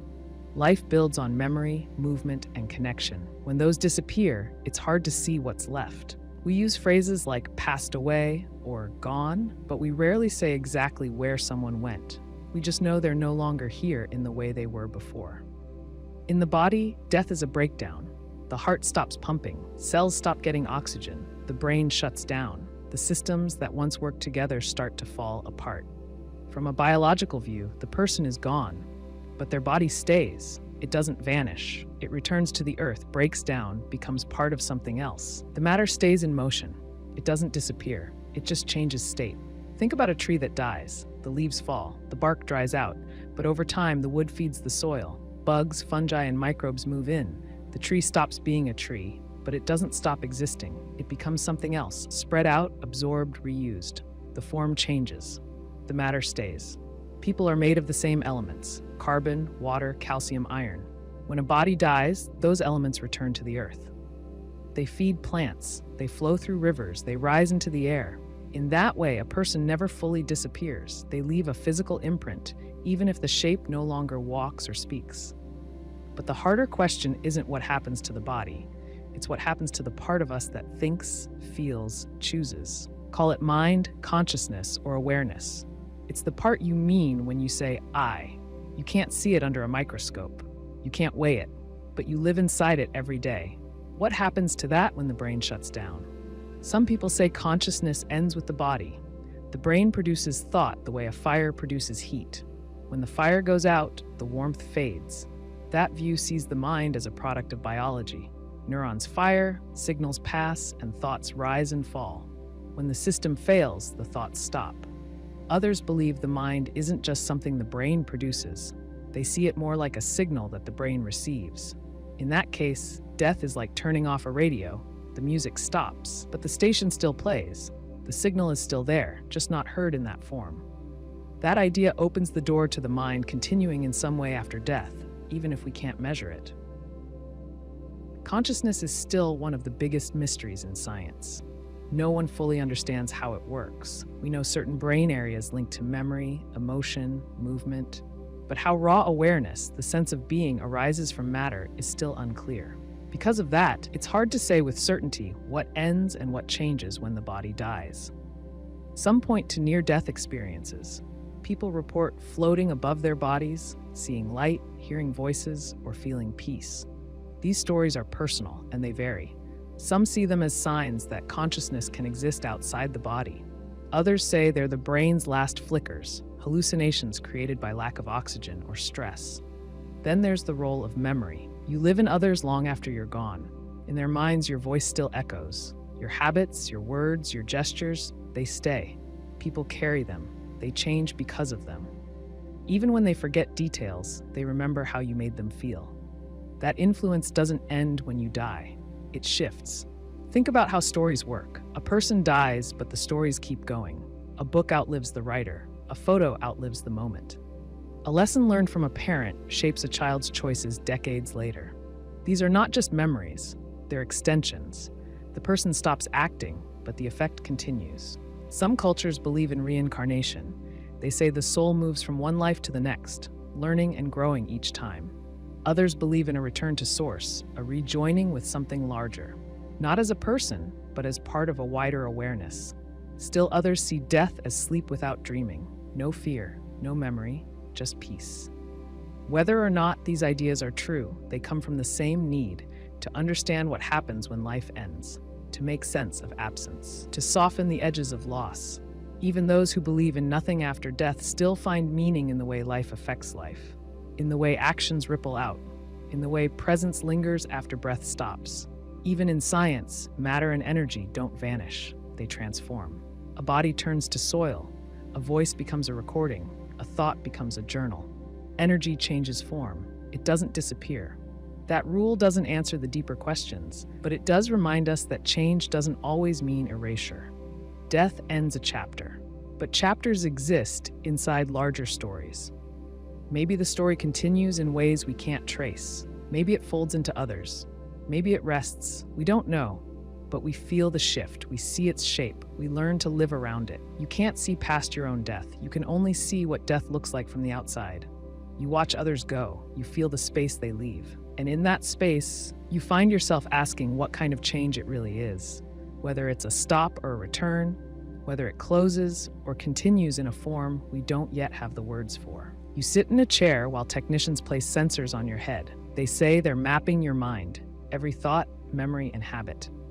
You've agreed to a transfer. Your consciousness will be uploaded to a machine.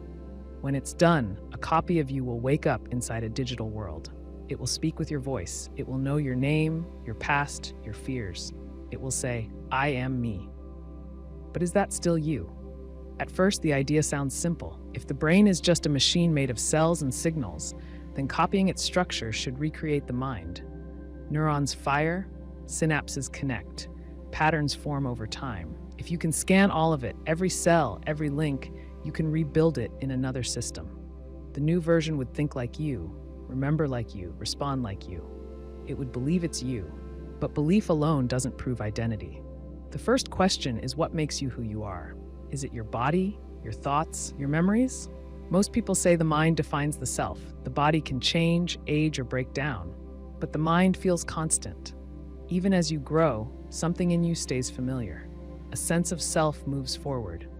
You feel like the same person you were yesterday, even if the details shift.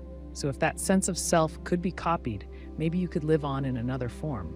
But copying is not moving. If someone scans your brain and uploads it into a machine, the original still exists. Your body doesn't vanish. Your thoughts don't stop. You don't wake up inside the machine. You stay where you are. The copy might wake up and say, "I'm still here," but you won't feel it. You won't experience what it sees. You'll still be sitting in the chair, wondering what happens next. That makes uploading closer to cloning. The machine version is a replica. It starts with your mind, but it doesn't continue your experience. It's a new path, not a continuation. From its view, it picks up right where you left off. From your view, nothing changes. You don't jump tracks, you just end where you are. Now imagine that after the upload, your body is shut down. The digital version keeps going. It walks through virtual spaces, talks to loved ones, maybe even improves itself. To others, it seems like you've survived. But did you continue? Or did something else begin? That depends on how you define continuity. If you think identity is about memory and pattern, then the copy is close enough. It knows what you knew. It acts how you would act. If it passes every test of behavior and memory, some would say it is you. But if you believe identity includes the thread of experience, your point of view, then something is missing. The copy doesn't share your awareness. It creates its own. You can test this idea by flipping the question. If someone made an exact copy of you right now and placed it in another room, would you feel what it feels? Would your thoughts suddenly split into two tracks? You wouldn't. The copy would go on its way, thinking it's you, but your own stream of thought would stay the same. That shows that copying the self doesn't transfer the self, it just duplicates it. There's also the issue of updates. Let's say the digital version lives for years. It makes new memories, forms new opinions, grows in ways you never did. At some point, it's no longer a copy of who you were. It's someone else. It began with your shape, but became something new. Does it still count as you? This isn't just a thought experiment. It touches real hopes and fears. People talk about uploading as a way to avoid death. If the body fails, the mind could live on. But if uploading creates a new mind rather than moves the old one, then it's not escape, it's replacement. Your loved ones might talk to the copy, they might feel comfort, but from your view, nothing continues. Now consider a more complex version. What if the upload doesn't just copy the mind, it transfers it? What if your brain is scanned in real time, and the biological version is slowly shut down while the digital one powers up? At some point, the machine takes over completely. There's no copy, just a shift. Would that make a difference? Maybe, or maybe not.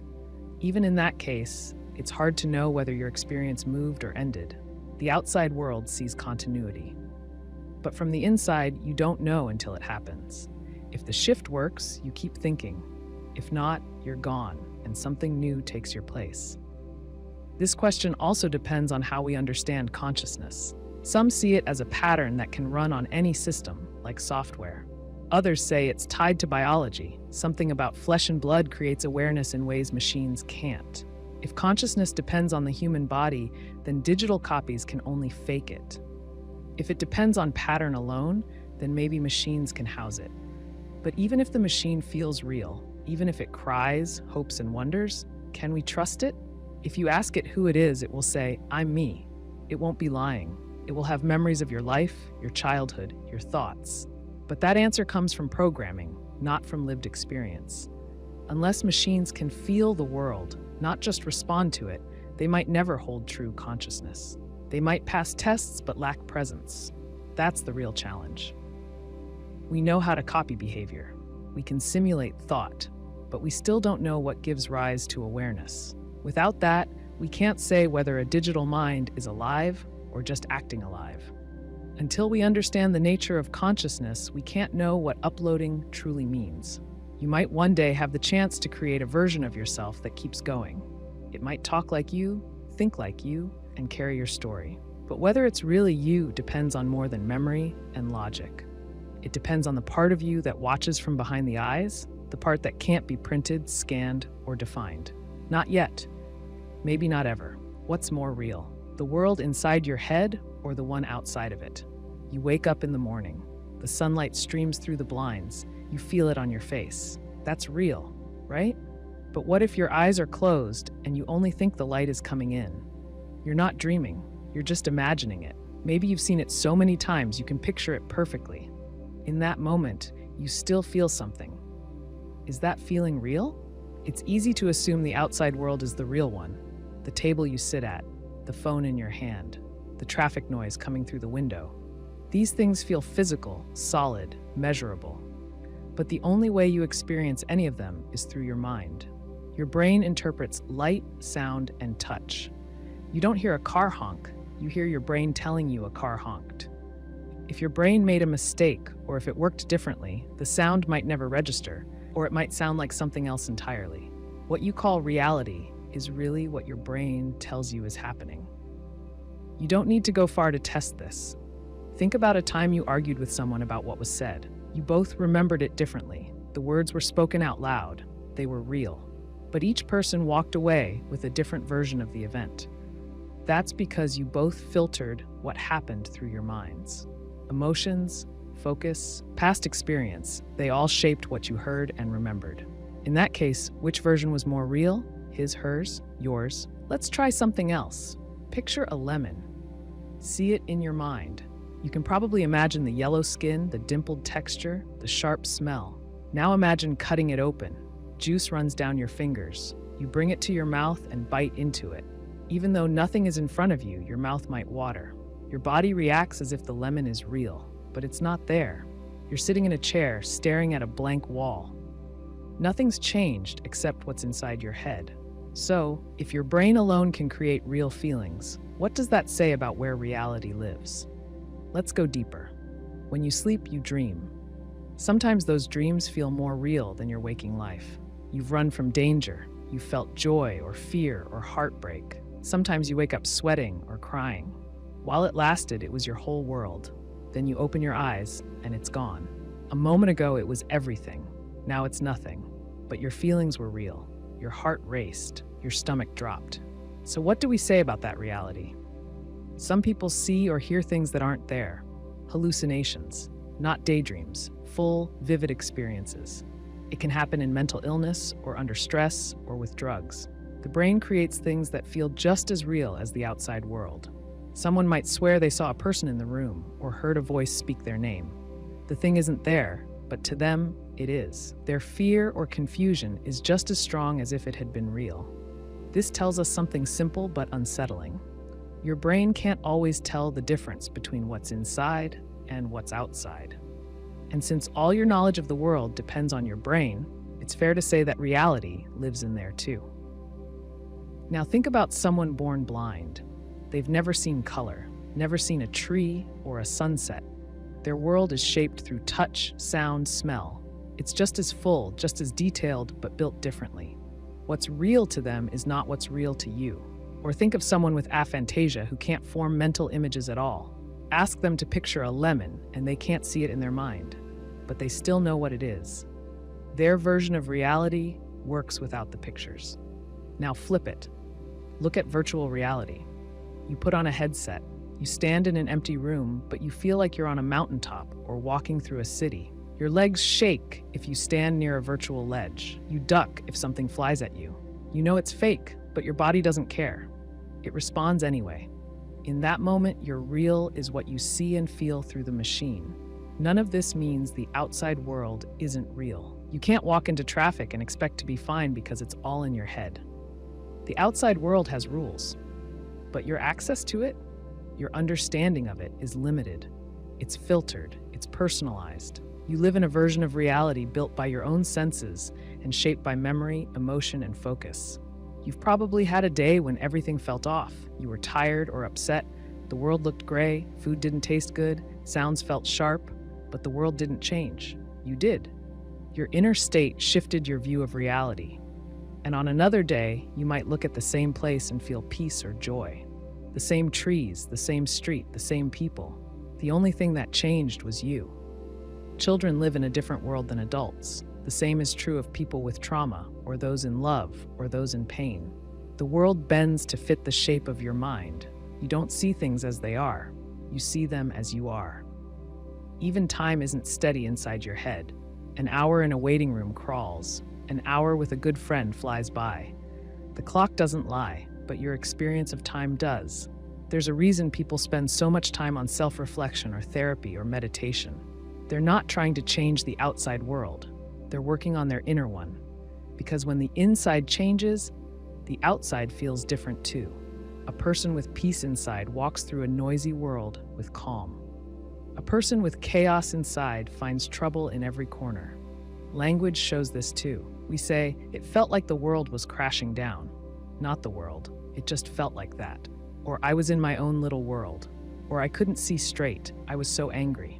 We know that what's inside changes what we see outside. This doesn't mean you're living in an illusion. It just means that reality isn't simple.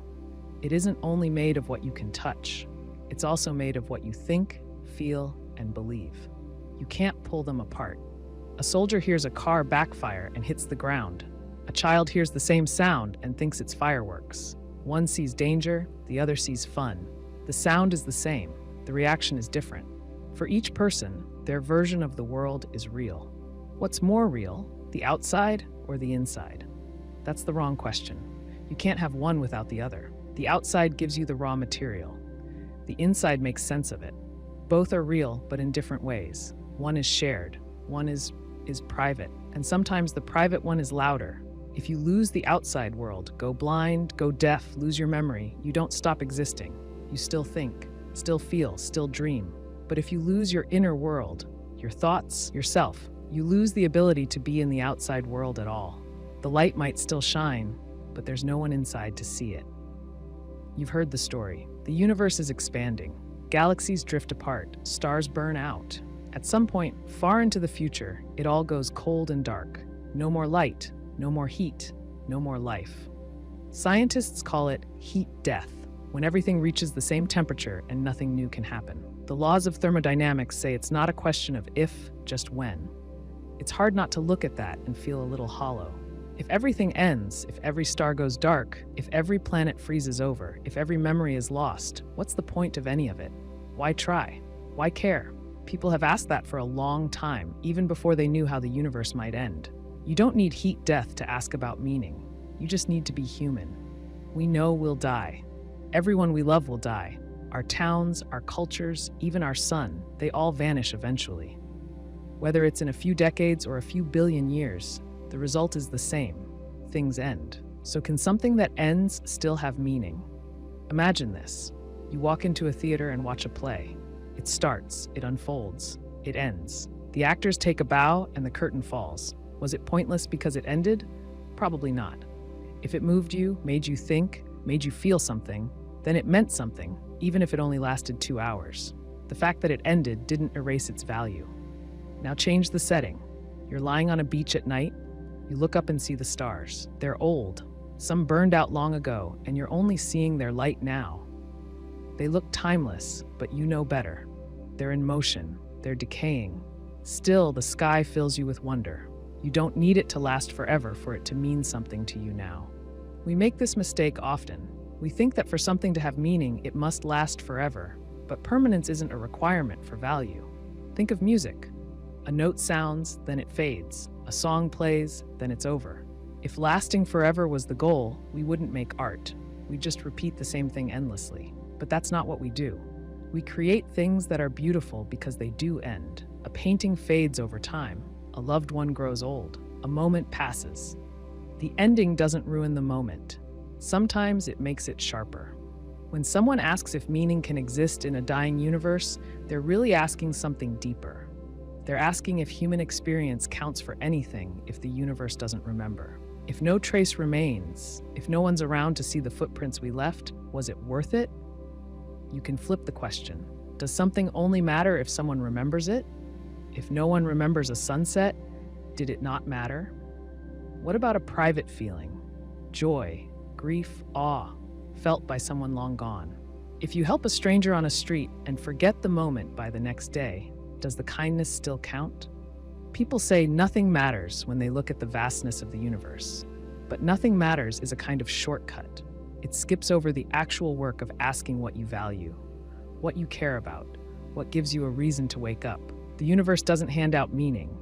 It doesn't write messages in the stars. It gives you atoms and gravity and time. What you build from that is up to you. You don't need the universe to care for your life to matter. You care. That's enough. A dying universe doesn't cancel that out. It just puts a frame around it. Think of two people in a lifeboat. They know they won't be rescued. They know it's a matter of hours. Do their last words to each other mean nothing? Do they stop feeling fear, hope, love? Or do they feel those things more intensely because they know time is short? Or take someone in hospice care. They have days left. They hold their child's hand. They smile. They say, "I love you." Those moments aren't fake. they're real. The fact that death is near doesn't erase them, it gives them weight. Now scale that up. Think of the whole species. Think of every poem, every invention, every sacrifice. Maybe none of it will last forever. That doesn't make it meaningless, it makes it fragile. And people often value fragile things more, not less. Meaning doesn't need to be eternal. It needs to be felt. It needs to connect. That's enough. Your feelings, your actions, your relationships, they all live inside time, not outside it. That's where meaning lives too. Even science, often seen as cold or distant, tells us that connection matters. Life is a rare arrangement of matter. It fights entropy for a while. It builds, it organizes, it learns, it reaches out. And even if it can't last forever, the fact that it happened at all is astonishing. We know we're here. We know we're alive now. We don't know what comes after the universe fades. Maybe nothing. Maybe something we don't understand. But even if nothing follows, that doesn't make what came before a waste. You don't ask what the ocean means in a final sense. You watch the waves, you feel the wind, you listen. That's enough. It doesn't last. It still matters. We don't get to choose the fate of the cosmos, but we do get to choose how we treat each other while it's still warm. You can help someone. You can learn something. You can create something beautiful. None of that requires the stars to shine forever. A dying universe isn't a reason to give up. It's a reminder that time is real, that what you do with your hours and days counts. You're not playing for eternity, you're playing for now. That's the game, and that's enough. You walk outside at night, the sky stretches out full of stars. Maybe you see patterns in them, constellations, shapes that tell old stories. But the stars don't know about those stories. They don't know they're part of Orion or the Big Dipper. We made those patterns. We gave them meaning. The stars just burn. So the question sits there. Does the universe have a purpose, or are we just seeing order where none exists? Purpose is a hard word. It suggests direction. It suggests something was meant. We use it to describe tools. A hammer has a purpose. A knife has a purpose. We even use it for lives. You might say someone found their purpose or lost it. But the universe isn't a tool. It doesn't come with instructions. It just is. Still, it doesn't feel random when you look at it.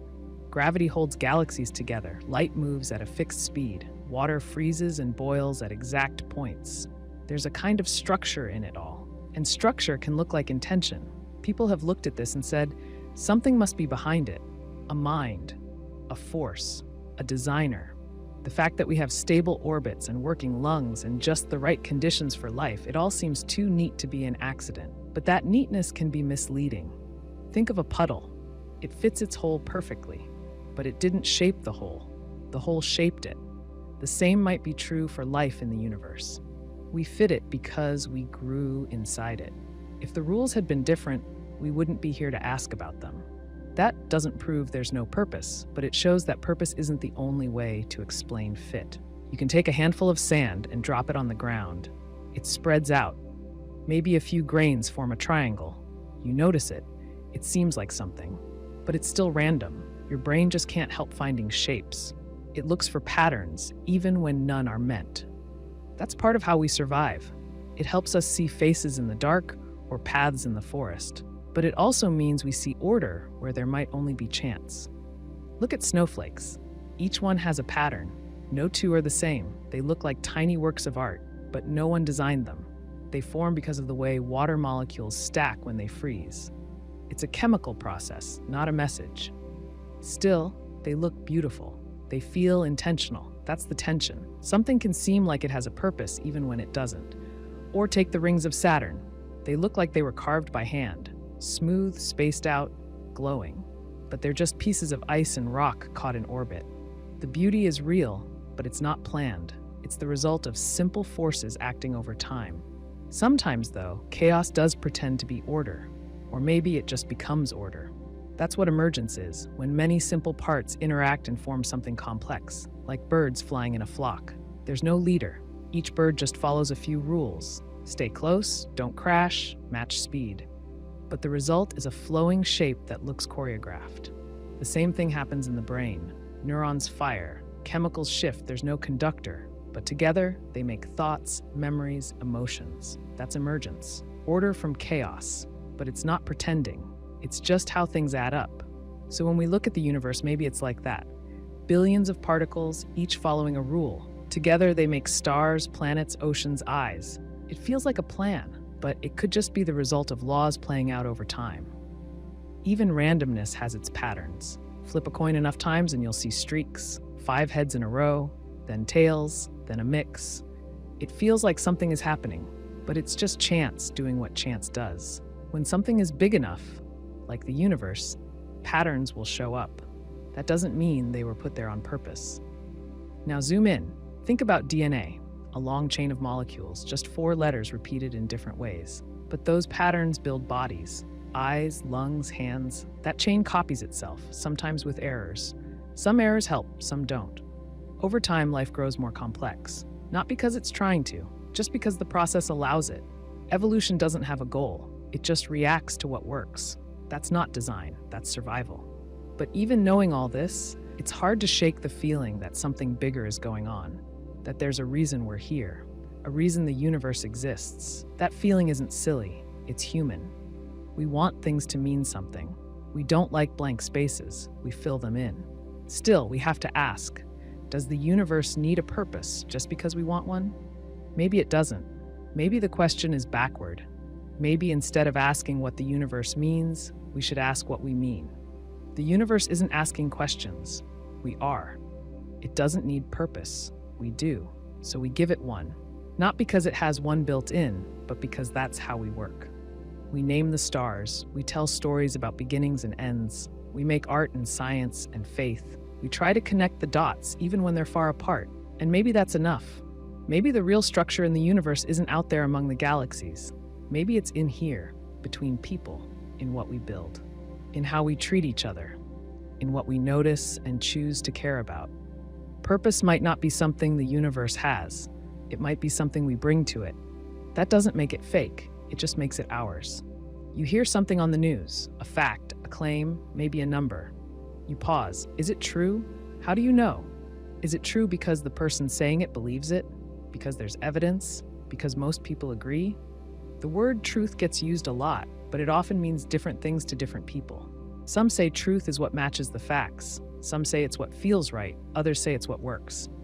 But not all those things line up. Feelings can mislead. Consensus can be wrong. And facts aren't always clear. Start with belief. People believe things every day. Some believe the earth is round. Some believe it's flat. Both feel sure, but both can't be right. Belief by itself doesn't make something true. You can believe a medicine will heal you, but if it doesn't work, belief won't help. You can believe the ice on the lake will hold your weight, but if it's too thin, you'll still fall through. Still, belief has power. If enough people believe something, they may act on it, and that action shapes the world. If a whole society believes a king has divine authority, that belief becomes part of law and culture. It's not true in a physical sense, but it becomes socially real. You can't ignore that kind of truth. It has consequences. But it's not the same as truth backed by evidence. Now take evidence. Evidence is the stuff we use to check beliefs. It's what we see, measure, or test. If you drop something and it falls, that's evidence for gravity. If a person eats a food and has an allergic reaction, that's evidence of a problem. Evidence connects events. It can be repeated. Others can check it. That makes it stronger than belief alone. But evidence isn't perfect. It depends on how we gather it and how we read it. You can have a blurry photo, a biased experiment, a broken tool. Even when we try to be careful, we sometimes see what we expect to see. That's called confirmation bias. You form an idea, and then you look for things that support it, often without noticing. So even with evidence, you have to ask, how solid is it? Can it be checked? Can it be faked? Science uses evidence as its backbone. A scientific truth is something supported by tests, observations, and repeatable results. But science doesn't claim final truth. It builds models. These models get better over time. Sometimes they change. Newton gave us gravity, but Einstein showed that gravity bends space itself. Newton wasn't wrong. His model worked well for most cases. But Einstein's model worked better when pushed to the limits. That's how truth works in science. Not as a final answer, but as the best explanation we have right now. Then there's consensus. People often treat it like truth. If enough people say the same thing, it must be true. This works in some cases. If every mechanic says your car needs a new belt, they're probably right. If a room full of doctors agrees on a diagnosis, it carries weight. But consensus isn't truth by itself. History shows this. Once, most people thought the sun went around the earth. That was the consensus. It turned out to be false. Doctors used to bleed patients to cure disease. That was common practice. It often made things worse. The consensus changed, but the facts were always the same. The earth always orbited the sun. Bloodletting never helped. Consensus can be useful.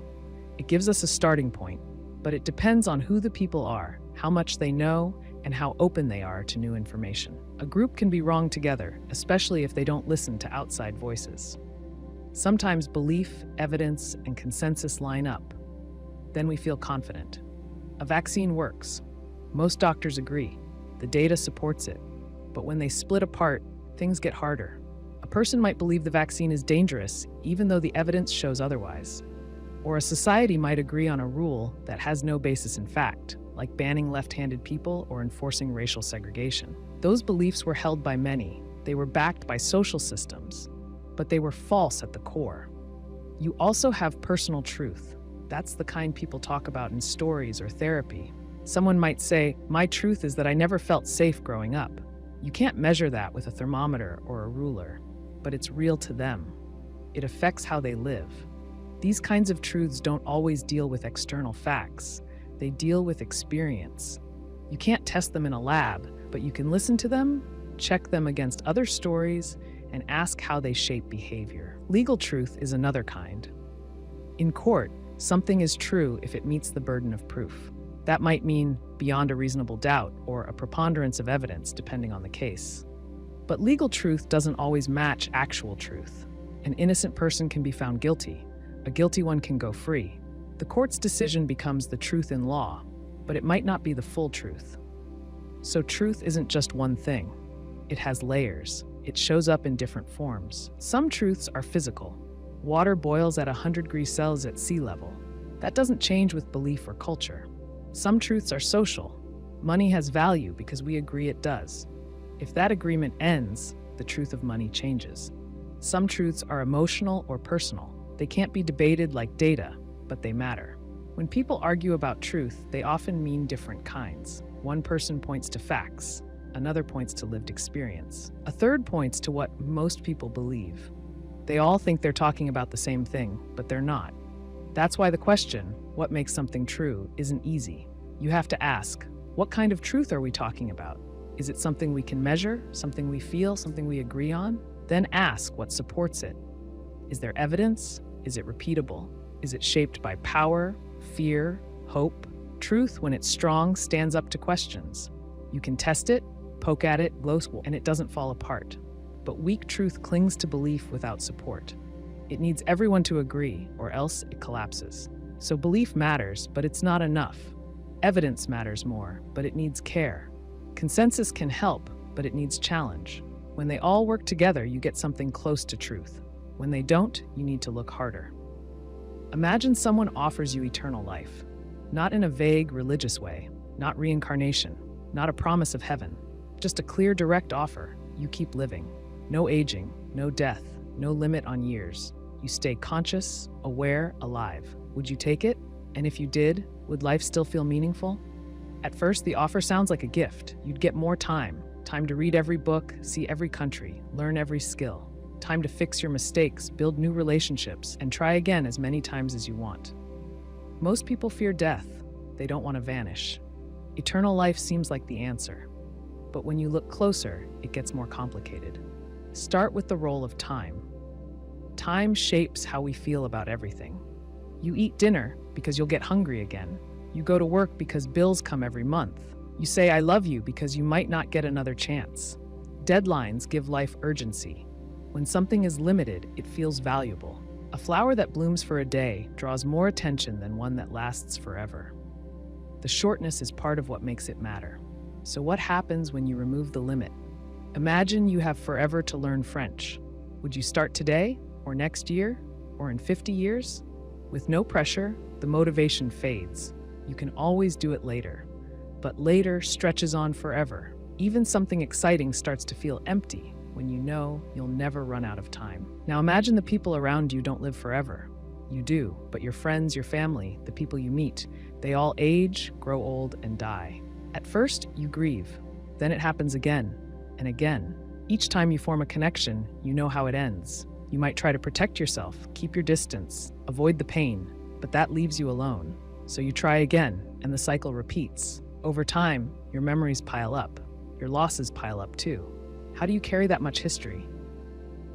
Some people imagine eternal life as endless fun, a permanent vacation. But even joy can go dull when it's constant. Eat your favorite meal every day and it stops tasting special. Visit your favorite place too often and it loses its charm. We enjoy things because they stand out. They come and go.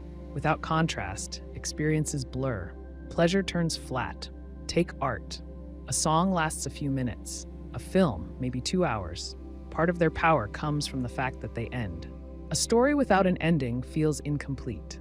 If you never reach a finish, you never reflect.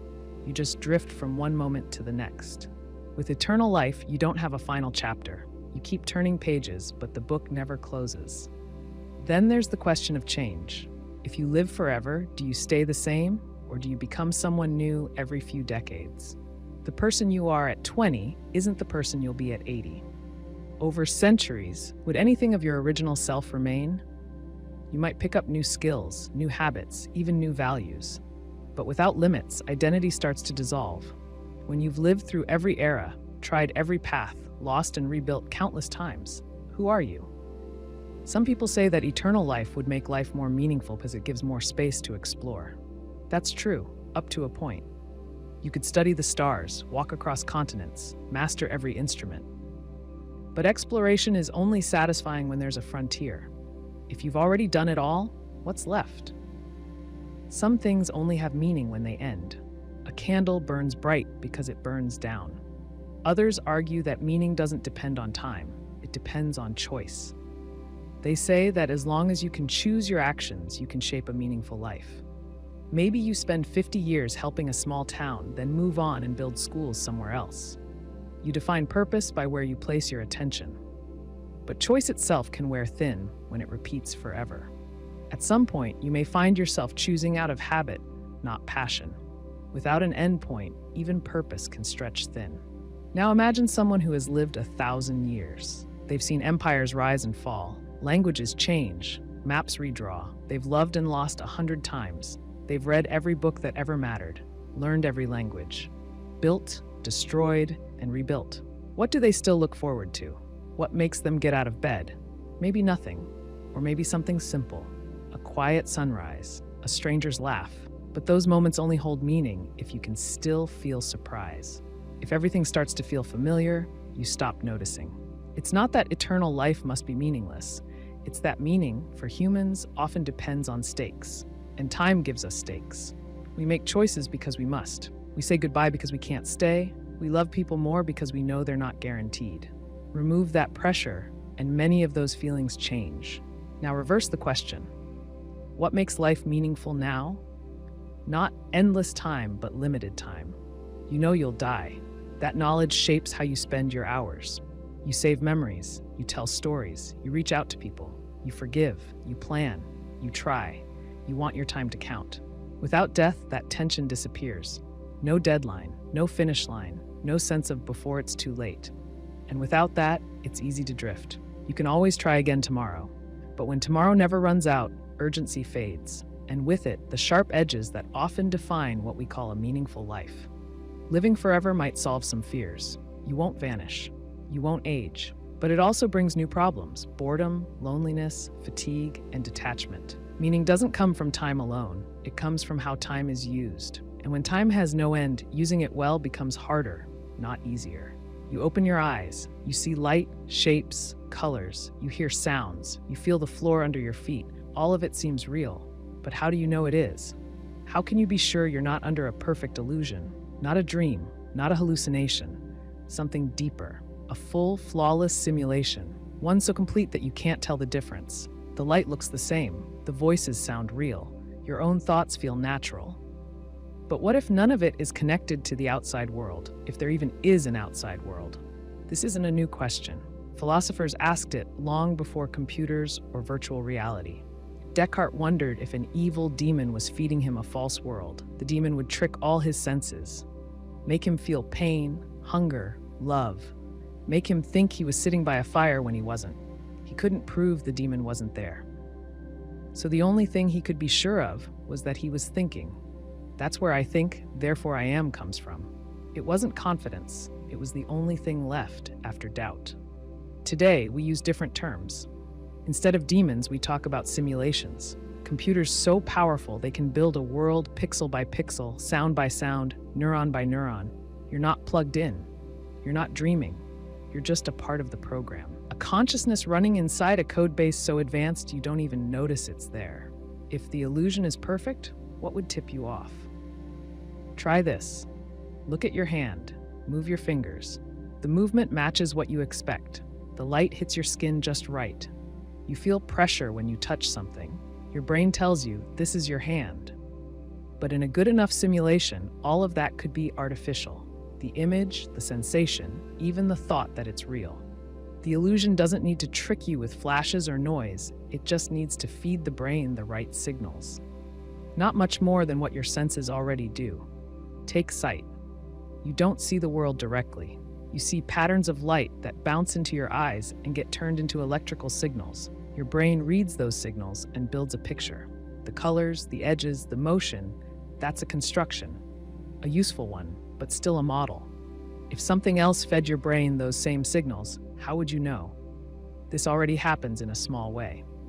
When you dream, your brain builds entire scenes, rooms, people, voices, even stories. You wake up and realize it wasn't real, but while it was happening, it felt solid. The sky was blue, the ground was firm. You spoke words, they made sense. Your dream might have had gaps or strange turns, but not always. Some dreams feel seamless, and your sleeping brain didn't need much to make them happen, just itself. Now imagine a system built to do that while you're awake. No gaps, no confusion, just continuous, see a clear experience. Could you spot it? You might say, if this were fake, there'd be glitches. But what counts as a glitch? People forget things all the time. They mishear, missee, lose focus. Does that mean the system broke? Or is that just how human minds work? When you make a typo and don't notice, is that your fault or the world's?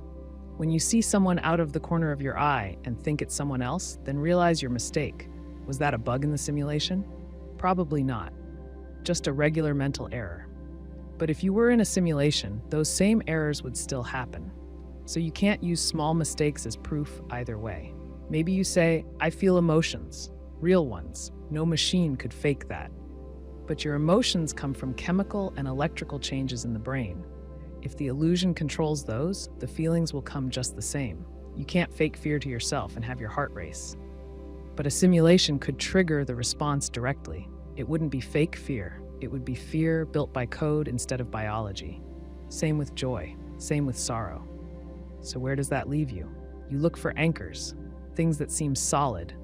You hold a cup of coffee, you taste it, you feel the heat, the cup has weight, but all those things are processed in your brain. And if your brain is being fed signals from somewhere else, the coffee never existed in the first place. Just the signals did. And if the signals are perfect, you can't tell the difference. Even science leans on this problem. Scientists trust instruments, telescopes, microscopes, accelerators, but those tools still connect to human senses. You read a gauge, you see a number on a screen, you believe what it shows. But if the whole setup is inside the illusion, then so is the data. So is your memory of reading it. The illusion doesn't need to hide itself. It just needs to build a version of the world that doesn't give you a reason to doubt. Let's flip the question. What would make you sure this is real? You might say, because it feels consistent. Things behave the way I expect. You drop a glass, it breaks. You turn a knob, water comes out. But all that shows is stability, not truth. A video game can be consistent. A film can follow its own rules. That doesn't make them real. That just means the system is well made. Or you might say, this can't be an illusion because I suffer. I feel pain, loss. Those are real. But suffering doesn't prove reality. It only proves experience, and experience can be simulated. You can hurt in a dream. You can cry in a dream. You don't wake up and say the pain was real. You say the pain felt real. that's the same as now. The question cuts deeper than science or philosophy. It touches your sense of self. You want to know your life means something, that the things you do matter, that your choices aren't part of someone else's story. If this is an illusion, who made it and why? Are you a test, a toy, a trapped mind, or the only real thing inside the system? Some say, it doesn't matter. If I can't tell the difference, I'll just live my life. That's a fair answer. If the rules are stable, if the world holds up, then you can treat it as real. You can love people, build things, try and fail. You don't need full proof to keep going. But the doubt still lingers. The real fear isn't that the world is fake. It's that you might never know, that you could live 1,000 years inside the illusion and never see the edge. Never hear the click of a machine. Never get a glitch big enough to crack the surface. You look around, everything looks fine. The air moves, the screen glows, you breathe, you blink, and you wonder, not out of panic, but out of curiosity, what if none of this is real? And the world, perfect in its silence, gives no answer. Imagine you're offered 2 doors. One leads to truth, the other leads to happiness. You can only pick one. If you choose truth, you get to know how things really are. No lies, no illusions. But the truth might hurt, it might disappoint. If you choose happiness, you feel joy, peace, and comfort, but only because someone has filtered the truth or hidden it. What do you choose? It sounds like a simple question. Most people say they want both. They want to be happy and know the truth, but the two don't always come together.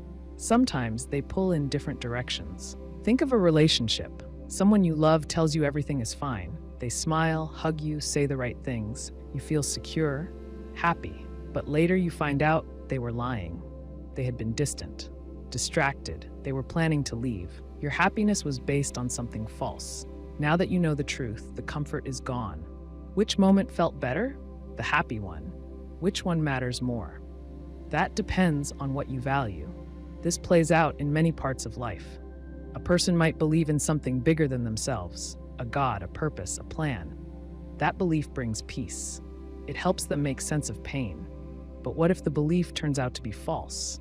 What if there's no plan, just chance, cause and effect, physics? Should they give up the comfort of faith for the sake of truth? Or is it better to keep believing, even if the foundation is shaky? The same thing can happen with identity. Imagine a child who grows up proud of their family history. They believe they come from a long line of heroes or builders or artists. That belief shapes how they see themselves. Then one day, they find out the story was made up. Their ancestors did nothing special, or worse, they did harm. The truth breaks the story, and with it, the child's sense of meaning starts to shift. They're not harmed physically, but their view of the world changes. Was it better to stay proud or to know the truth? There's a deeper layer here. Happiness isn't always light or cheerful. Sometimes it shows up as relief, peace, or satisfaction, but it still depends on how you see the world. If you believe people are kind, you walk through life with ease. If you think they're cruel, you carry tension. One belief may feel better, but which is true? And if the happier view is false, is it worth keeping? Some people say truth matters more. Without truth, they argue, happiness is fake. It's built on sand. It feels good, but doesn't hold up under pressure. If the truth comes out, the happiness collapses. So better to face the hard facts now.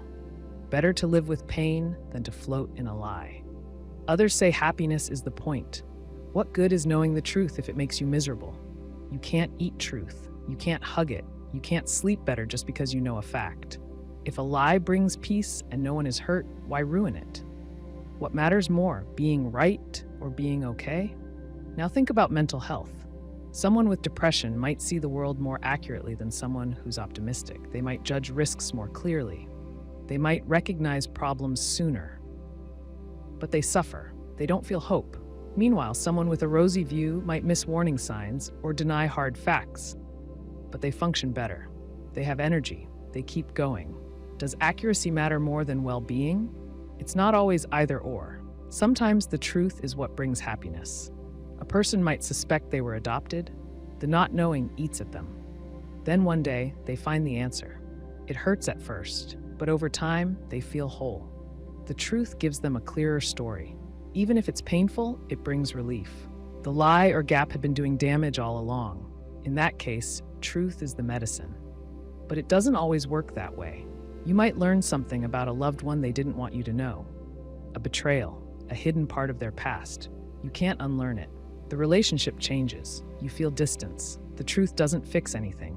It just burns. People often say, I just want the truth, but what they want is the truth to be good, or useful, or at least manageable. When it isn't, the question gets harder. Look at history. Every country has dark chapters, wars, cruelty, injustice. Some people prefer not to talk about them. They say, let's focus on the good. Others say, we have to face it.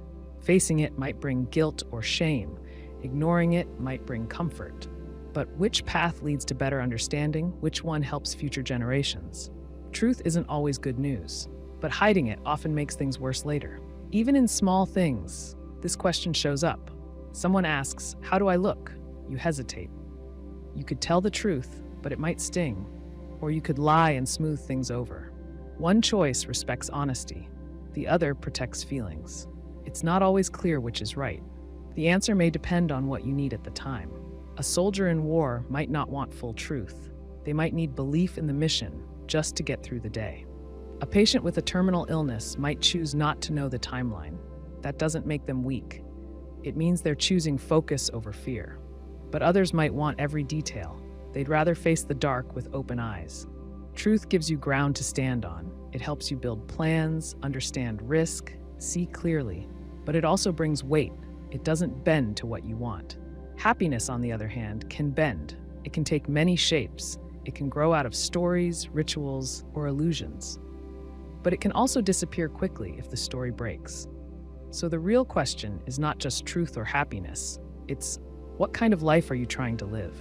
One built on solid ground, even if it's hard, or one that feels good, even if the foundation is soft. You can't always choose both. Sometimes the truth breaks things. Sometimes happiness hides things. And sometimes the two move together. But when they don't, you have to decide which matters more in that moment. What you're willing to trade, what you're trying to protect, and who you want to be when the lights come on. You walk through an empty forest, no people, no houses, just trees, rocks, streams. A bird eats a worm, a fox chases a rabbit, the wind blows and a tree falls. No one is around, no one watches, no one judges. Now ask yourself, in that forest, does morality exist? The question seems simple, but it runs deep. Morality is usually tied to people. Right and wrong, good and bad.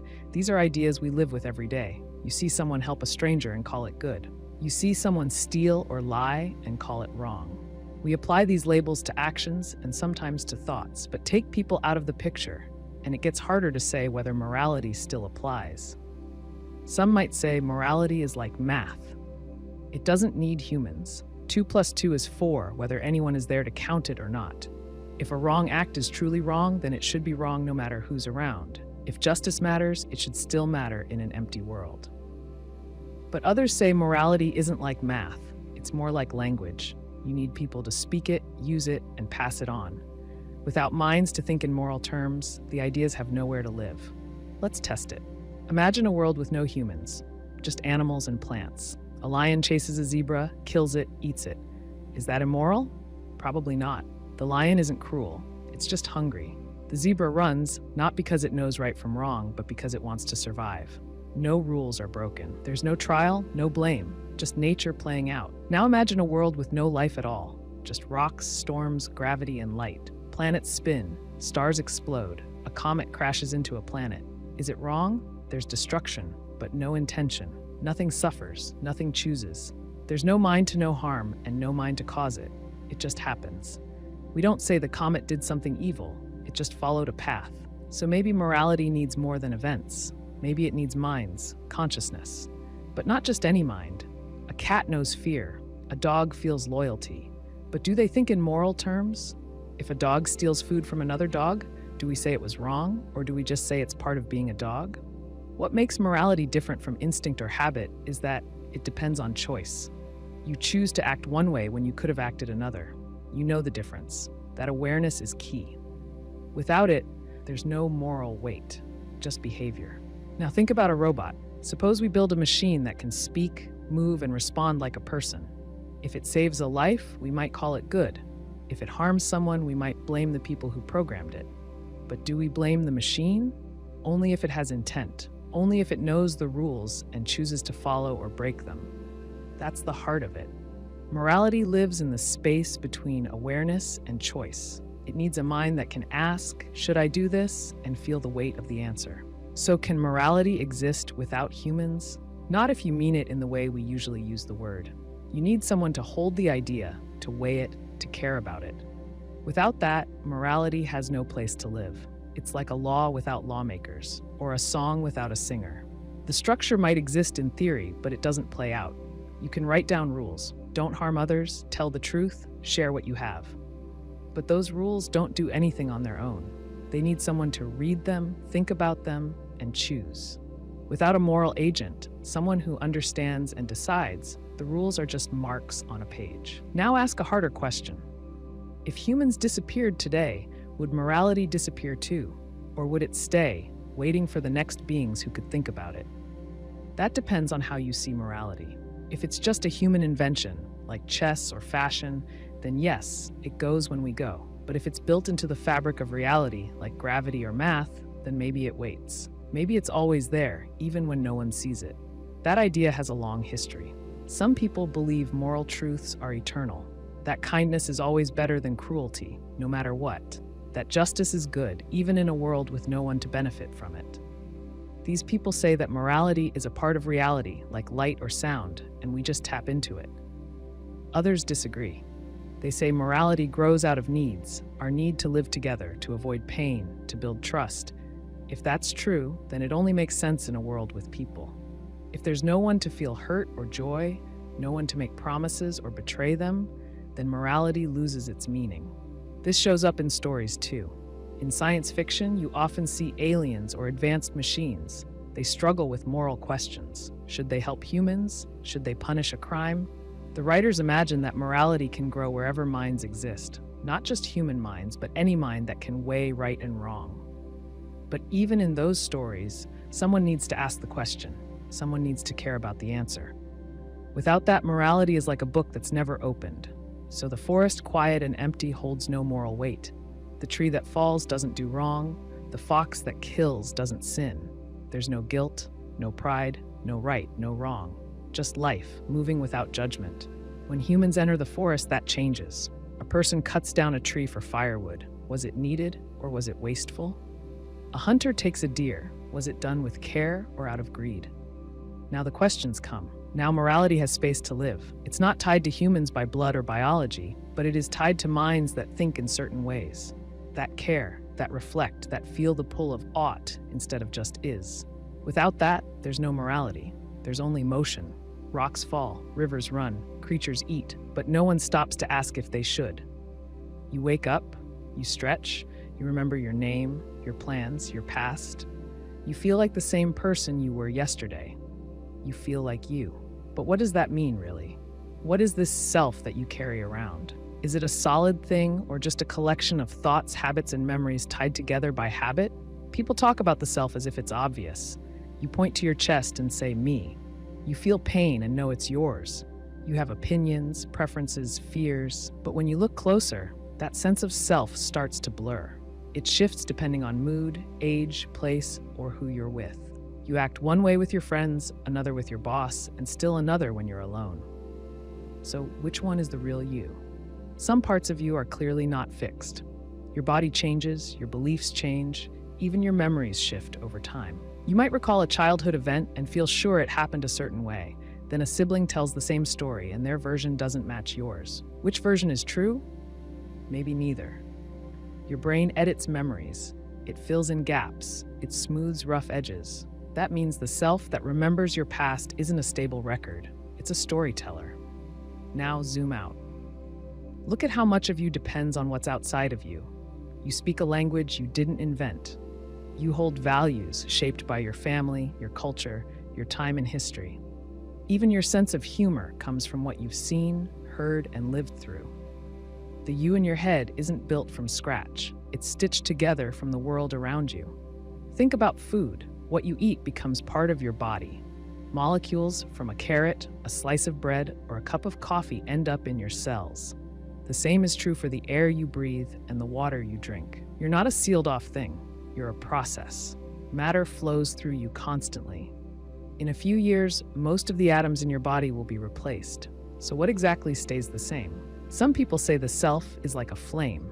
It's real, but it's not a solid object. It moves, it flickers. It depends on fuel, on air, on the shape of the wick. If you look at it too closely, you can't pin it down, but it still burns. Others compare the self to a wave.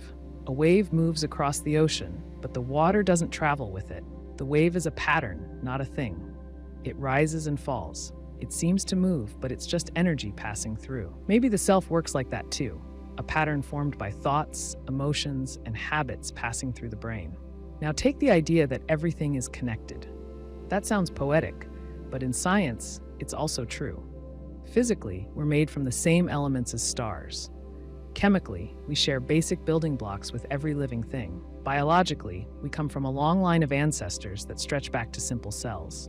Socially, we depend on others from the start, fed, taught, protected, influenced. So where do you end and the rest of the world begin? Your skin marks a boundary, but it's porous. Your body takes in and lets go all the time. Your mind is even more porous. It absorbs language, norms, fears, dreams. Ideas that feel deeply personal often started somewhere else. You say, "This is my opinion," but how did you form it? Did you test every detail yourself, or did you hear it, like it, and keep it? Most of what you believe comes from trust. Trust in parents, books, experts, friends. That's not a flaw. It's how humans survive. But it also means the line between me and not me isn't clear. In Buddhism, there's a word for this, anatta, or no self. It doesn't mean you don't exist. It means that the solid, permanent, independent self you think you are, that's the illusion. The self is not a thing, but a process, like a whirlpool. Water moves in a circle, and you can point to the shape and say, there it is. But try to grab it, and your hand just passes through. You don't need to believe in Eastern philosophy to see something similar. Neuroscience has looked for a self-center in the brain and hasn't found one.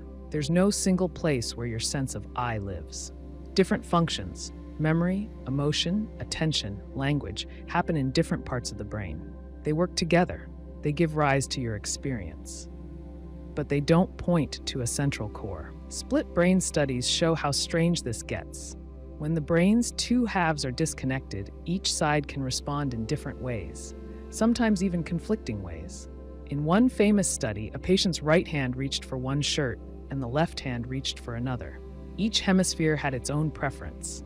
So which one was the real self? Maybe there isn't one. Maybe the self is more like a team. Different parts of your brain suggest actions, filter input, weigh risks. You feel a unified sense of me because the team usually agrees. But that unity is more of an effect than a source. It's the result of coordination, not proof of a solid self. Even in daily life, this shows up. You say, I don't know why I did that, or I wasn't myself. Those moments reveal cracks in the story. If the self were stable and whole, you wouldn't feel surprise at your own actions. But you do. None of this means you don't exist. You do. You think, feel, act. You live in a body, in a time, in a place. But the self you feel, the one you name, defend, worry about, is not as fixed as it seems. It's shaped, shared, and always shifting. Individuality still has use. It helps you function. It helps you make choices, hold values, build a life. But it's not a sealed container. It's more like a pattern in the current. You have a voice, but that voice echoes others. You make choices, but those choices grow out of a web of causes. So when people ask if individuality is an illusion, the answer depends on what they mean. If they mean that people don't exist, that's not quite right. But if they mean that the solid, separate, unchanging self is real, then yes, that's an illusion we live inside. And knowing that might not weaken you. It might set you free. You learn something new. Maybe it's how to fix a leaky faucet or how to read a map. You feel a small shift. Something that was once unclear now makes sense. That's understanding. It's more than information. It's when things fit together, when a fact connects to others and changes how you see the whole picture. But the question is, can you ever reach the end of that process? Is there a final point where you understand everything there is to understand? Or does understanding stretch out forever, always just beyond reach? At first glance, it seems like a simple problem. You learn, you understand. Eventually, you reach the top. But the more you learn, the more you notice how much you don't know. That's a pattern. You take a subject, math, biology, music, and start from the basics. At the beginning, everything feels clear, a formula works, a chord progression sounds right, but then you go deeper. Exceptions show up, rules start to bend, details multiply. Think of a child asking, "Why is the sky blue?" You give an answer about sunlight and the atmosphere. That's enough for now. But one question leads to another. Why does light scatter? What is light? What's air made of? Each layer opens up another. You don't run out of answers. You run into better questions. In science, this happens all the time. Newton's laws seem to explain motion perfectly. They worked for centuries. Then Einstein showed that those laws break down at high speeds or near massive objects. Suddenly, understanding had to stretch. Then quantum mechanics came along and changed things again. Now, physicists try to link relativity and quantum theory, but they still don't fully agree. It's not that older theories were wrong. They were incomplete. They worked well in some cases, but didn't cover the whole picture. Understanding doesn't always replace what came before. Sometimes it adds layers. You understand something in one way, then later see it through another lens. Take a sentence in a book. You understand what it means. But when you come back years later with new experiences, the same sentence feels different. The words didn't change. You did. Your understanding deepened, not because the facts shifted, but because you did. Even simple things have depth. Look at a tree. A child sees it as a climbing post. A botanist sees how it converts sunlight into energy. An artist sees how the light hits the bark. A climate scientist sees carbon storage. One tree, many layers. None of them cancel the others out. They sit side by side. That's what makes understanding grow. You don't just add more facts, you add more ways to see. So does it ever end? To answer that, look at how understanding grows. It's not a straight line, it expands. One answer leads to more questions. One solution opens up 5 new problems. The goalposts keep moving. In math, you can understand how to add, then how to multiply, then algebra, geometry, calculus, then abstract math. Each stage builds on the last. But there's always another theorem, another pattern, another proof. Mathematicians don't expect to finish, they expect to keep going. Language works the same way. You can learn a word, then its uses, then its history. You learn how it shifts in different cultures, how it sounds in poetry, how it changes over time. There's no top level where you say, now I know everything about this word. The word keeps moving. You might think understanding has a limit because the brain has limits. There's only so much time, only so much memory. That's true. But the question isn't about what one person can hold. It's about whether understanding itself has an endpoint, whether the thing we're chasing, clarity, insight, comprehension, ever runs out. Even when tools get better, like AI, supercomputers, satellite sensors, they don't end the search. They help us gather more. They let us test deeper. But they also show us new gaps. A better telescope doesn't just confirm what we know, it reveals what we didn't know was there. In philosophy, this goes even further. Understanding yourself is never finished. You notice a habit. You trace it back to your past. You notice how it shapes your choices. You work on it. Then something else shows up. A new emotion, a new fear, a new insight. Knowing yourself isn't a box you check. It's a path that keeps unfolding. You see more when you slow down and pay attention, but there's always more to see. Even understanding others never stops. You think you know someone, then they surprise you. You hear a story from their past. You see them under pressure. You realize you missed something. Understanding another person isn't about solving them. It's about staying open to who they are, even when they change. Understanding is tied to context. The more contexts you can hold at once, the richer your view becomes. But new contexts keep appearing. That's why the process stretches on. This doesn't mean understanding is pointless. It means it's alive. You don't reach a final answer. You grow into better questions. You stop saying, I know this, and start saying, I'm learning this. In music, a song might sound simple. You hum along. Then you hear a different version. A live recording. A cover by another artist. Each one brings out something new. You hear the same song with new ears. Understanding works like that. It's never just about facts. It's about depth, connection, pattern, shift. Some people want closure. They want to reach a point where everything fits, where the pieces stop moving. But life doesn't hold still. The world keeps turning. People change. New knowledge rises. If understanding ever did end, it would mean the world had stopped unfolding, that everything was already known, that nothing new would ever happen again. But as long as things move, understanding keeps reaching. It doesn't need to be infinite in theory. It just needs to be endless in practice. Because each time you understand something more fully, something else becomes visible. A new layer, a new link, a better way to see what was always there. You wake up in the morning. You feel tired or maybe clear-headed. You reach for coffee. You check your phone. You start thinking about the day ahead. Plans, tasks, memories, small worries. All of this feels natural, like it comes from somewhere inside you. But where exactly? If you break it down, every part of that experience ties back to your brain. Neurons firing, chemicals shifting, circuits activating. So the question comes up, are you just a complex machine? Are you only the sum of your neurons and chemicals? The brain is physical. It weighs about 3 pounds. It runs on electrical signals and chemical messengers. When certain neurons fire in certain patterns, you see a face, feel a mood, remember a name. You can measure those patterns. You can map them with scans. In some cases, you can change what a person feels just by changing their brain activity. Stimulate one part and a person laughs. Stimulate another and they feel fear or remember a childhood moment. This makes it tempting to say that everything about you, your thoughts, your choices, your personality, is just biology. But just is doing a lot of work in that sentence. Yes, biology is involved. No one denies that. But is that the whole story? Take music. You hear a song and it moves you. Your skin tingles, your mind goes quiet. Maybe it brings back a memory. You can trace this to the brain.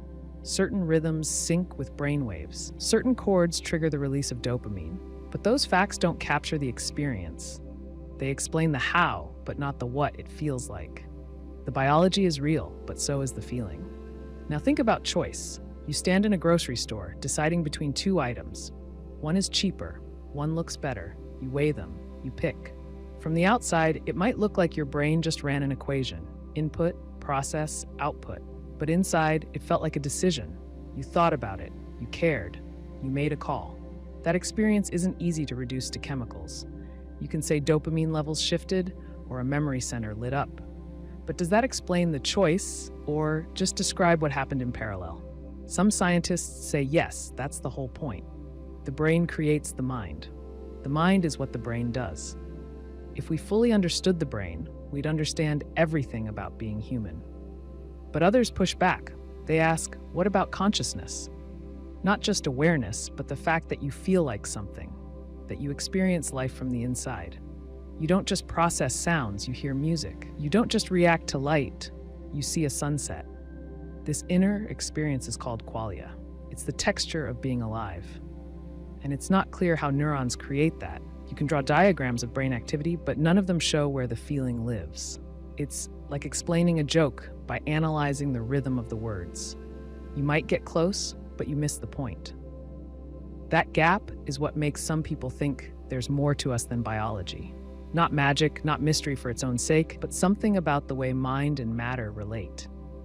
You can look at a map, but that's not the same as walking through a city. In the same way, looking at the brain might not fully explain the mind. This doesn't mean we need to invent a soul or a ghost in the machine. It just means the system might be more than the sum of its parts. A single water molecule isn't wet, but a group of them is. Wetness isn't added, it emerges. Maybe consciousness works the same way. The parts don't contain it, but the pattern does. If that's true, then you're not just your brain. You're what the brain becomes when it's alive and connected. Another example, language. A sentence is just letters in order, but the meaning of a sentence isn't found in any one letter. It comes from the arrangement, the tone, the context. The same goes for you. Your neurons fire, your chemicals shift, but who you are depends on the whole, your memories, your environment, your relationships. You laugh with friends, you fall in love, you write a poem. None of that makes sense if you only look at neurons. The chemistry explains part of it. But the meaning comes from outside the lab.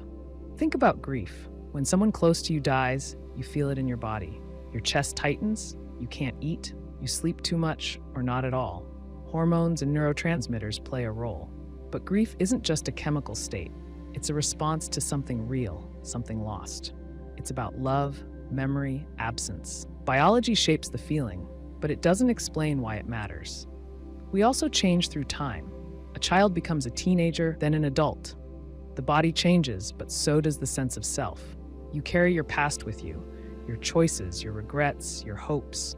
Some of those memories are stored in brain tissue, but the meaning you attach to them, that doesn't live in a neuron. It lives in the story you tell, the way you make sense of things. That story depends on culture, family, history. You grow up learning what matters, what's right, what's expected. Those lessons shape how you see the world. They change how you feel, how you act. Biology doesn't disappear, but it doesn't explain everything. There's also the question of values. You believe some things are worth doing. You care about others. You try to live by certain principles. Maybe fairness, maybe honesty. Those aren't chemical formulas. They come from reflection, experience, empathy. You can map the brain activity that happens when someone makes a moral choice, but that map won't tell you whether the choice was right. So are you more than your neurons? If more means outside the body, maybe not. But if more means that the whole is different from the parts, then yes. You're a physical system with meaning, memory, and choice. You're a network that feels and reflects. That's not just biology, that's life from the inside. Imagine waking up and knowing that everyone on Earth will tell the truth for the next 24 hours. No white lies, no polite dodges, no exaggerations. Every person, every conversation, every word honest. Not just honesty when asked, but honesty offered freely. If you think it, you say it. No filter. At first, it might sound refreshing. People lie all the time, sometimes without meaning to. They say I'm fine when they're not. They compliment a meal they didn't enjoy. They agree to plans they hope will get canceled. So removing the lies might feel like wiping fog off a window. You'd see people as they are. Now picture the morning commute. You walk into a coffee shop. The barista hands over your drink. You say, "Thanks." She replies, "I hate this job." Not as a joke, just plain truth. She's tired. She doesn't care about the coffee. You say, "How are you?" And your coworker answers, "I cried in my car this morning and I'm behind on everything." The manager walks by and mutters, "I'm thinking of quitting, but I don't want to lose the insurance." Some of it would sound like confession. Some of it would feel like release. People carry a lot they don't say. The chance to say it might bring relief. Long-held secrets would come out. Fears, resentments, affairs, regrets. But truth isn't just about pain. People would also speak the love they usually hold back. "I've missed you. I think about you every day. I forgive you." In families, truth would hit hard. Parents would say how hard it's been to keep going. Kids would admit they feel lost. Siblings would speak the old hurts no one ever named. But they might also speak the care that gets buried. "I don't know how to say it, but I look up to you. You're the only person I trust." That's truth too. In politics, the shift would be seismic. Leaders would stop spinning. A president might say, "We didn't fix the problem, we made it worse." A general might admit, "We lost more lives than we told you." A CEO would face a microphone and say, "Our product is built to break, so you'll buy a new one." Campaigns would collapse, promises would vanish. The gap between words and actions would show itself clearly. Voters would hear what their leaders actually believe. In courts and boardrooms, truth would flip outcomes. Defendants would confess. Lawyers would stop stretching facts. Corporations would open their books. We underpaid our workers. We knew about the defect. We buried the research. The legal system depends on argument. For one day, it would run on fact. On the internet, truth would drown the noise. Every influencer, every brand, every post honest. A fitness coach says, "I haven't worked out in weeks." A wellness account admits, "This product doesn't do anything. I just like the money." Someone posts a selfie and writes, "I edited this to hide my skin and look thinner." There's no shame in that moment, just clarity. People would reveal what they really want. "I don't want this job. I don't want to get married. I don't like who I've become." Some would walk out of meetings. Others would walk out of marriages. Not out of cruelty, just honesty. They'd stop pretending they could keep going the way they have. That kind of truth can be brutal, but it can also be clean. Some lies go unnoticed until they stop. A person who's always cheerful would suddenly say, "I feel empty most of the time." A friend who never complains would say, "I've felt invisible in this friendship for years." A teacher might stand in front of a class and say, "I don't think this system works anymore." These truths wouldn't be arguments, just statements, simple, direct. Children would tell the truth too. That's where things might get strange. A kid in class says, "I'm bored every day." Another says, "My parents fight all the time and I don't feel safe." Kids usually speak more freely than adults, but they also learn early what not to say. For one day, they'd say it. There would be beauty in the honesty. A nurse says, "I stayed up worrying about you." A stranger says, "I think your smile changed my day." An old friend texts, "I still love you, but I didn't know how to say it." Some people would hear the truth they've needed for years. Others would face the truth they've avoided. In many places, the truth would bring healing. In others, it would cause chaos. Relationships might fall apart. Families might stop speaking, but others would grow stronger, built on real ground. The lies that kept things stable would disappear, but so would the pressure of hiding. Some truths would be simple. "I'm tired. I don't know. I need help." These don't sound like much, but people rarely say them. Pride, fear, habit, they all get in the way. For one day, those barriers would fall. Honesty wouldn't be heroic. It would just be normal. Not every truth would need to be shared. But on this day, it would come out anyway. A person walking down the street says, "I think about death every day." Another one says, "I never told anyone I was assaulted." These truths would pour out, not because people want to shock, but because they suddenly can't hold them in. The question isn't just what would happen during those 24 hours. It's what would happen after. Once the lies return, if they do, what would we do with the memory of that day? Could you go back to pretending? Could you sit through small talk knowing what people really think? Truth has weight. Once spoken, it doesn't vanish. Even if everything returns to normal the next day, something would stick. You'd know what people are capable of saying. You'd know what they've been holding back. You'd know what you chose not to say before, and what it felt like to finally say it. Not every truth fixes things. Some truths hurt, but hiding the truth doesn't erase it. It just lets it fester. For one day, the world would stop hiding. Some would crumble, some would rise, but no one would walk away unchanged. You open your eyes and see the world around you. A room, a tree through the window, a clock ticking on the wall. It feels solid, familiar, real, but everything you see, hear, smell, or touch comes through your senses first. Then your brain processes it. You're not seeing the world directly. You're seeing a version of it built inside your mind. That version feels accurate because it works. You walk across a floor and don't fall through. You reach for a glass and your hand finds it. Your body moves through space in a way that lines up with your expectations. That's why perception seems reliable. But there's a difference between something that works and something that's complete. Perception filters everything. Light enters your eyes. Your brain turns it into shapes, colors, and motion. But your eyes don't see all light. They catch a narrow slice, visible light. Ultraviolet and infrared pass by unnoticed. Some animals see more than we do. Bees see patterns in flowers that humans can't. Snakes detect infrared heat. That means there's more in the world than you're built to notice. Your version isn't wrong, it's just partial. The same goes for sound. You hear within a range of frequencies. Dogs hear higher tones.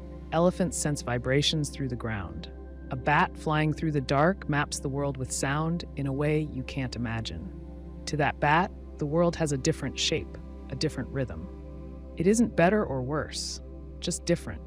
So perception is selective. It shows you enough to survive and make sense of your surroundings, but not everything. It cuts out noise, fills in gaps, and shapes the story. That's useful. If you had to process every signal, every wavelength, every vibration, you'd be overwhelmed. Your mind trims the data down to something manageable, something that feels real. But if your experience is filtered, what happens to the idea of the real world? That depends on how you define real. If real means what exists outside of you, regardless of what you think or feel, then yes, there's a world out there. Something makes the tree sway, something makes the stone feel cool. But if real means what you know, then all you ever have is perception. The world as it appears to you, not the world as it is. Think of a mirror. It shows you a reflection, but it also flips the image. Your left becomes right. Your face looks different than it does in photos. The mirror doesn't lie, it just shows one version. That's perception. A version that helps you navigate, but not a neutral one. Now consider memory. You don't just see the world, you remember it. But memory is another filter. It doesn't store perfect recordings. It edits, reshapes, and sometimes invents. You might swear a conversation happened one way, while someone else remembers it differently. You both feel sure, but certainty isn't proof. The brain adjusts memory to fit mood, belief, and story. That makes it useful for meaning, but not always reliable for fact. Even emotion filters perception. When you're calm, the world feels open. When you're scared, everything tightens. A noise becomes a threat, a shadow becomes a figure. The scene didn't change, you did. Mood shifts color how you see. That's not weakness. That's how the brain works. It gives more attention to what it thinks matters. But that means perception isn't neutral. It's shaped by needs, habits, and state of mind. Cultural filters work the same way. People from different backgrounds interpret the same event in different ways. A gesture that means respect in one culture might mean the opposite in another. A color that signals joy in one place might signal mourning in another. Language itself shapes thought. Some languages have words for things others don't. That changes what people notice. It changes how they describe the world. You might think, but science shows us the real world. And in many ways it does. It builds tools to extend our senses. Telescopes show us stars. Microscopes show us cells. Instruments measure temperature, speed, and force. But even science works through models. It takes what we can observe and builds systems to explain it. Those systems get better over time. But there's still ways of describing, not direct access. Take color, for example. You see red. But red isn't a thing in the world. It's a reaction in your brain to a certain wavelength of light. The apple doesn't contain redness. It reflects light in a certain way. Your brain adds the rest. Another creature might see that same apple in a completely different color, if it even sees color at all. Or take time. You experience it as steady, ticking forward.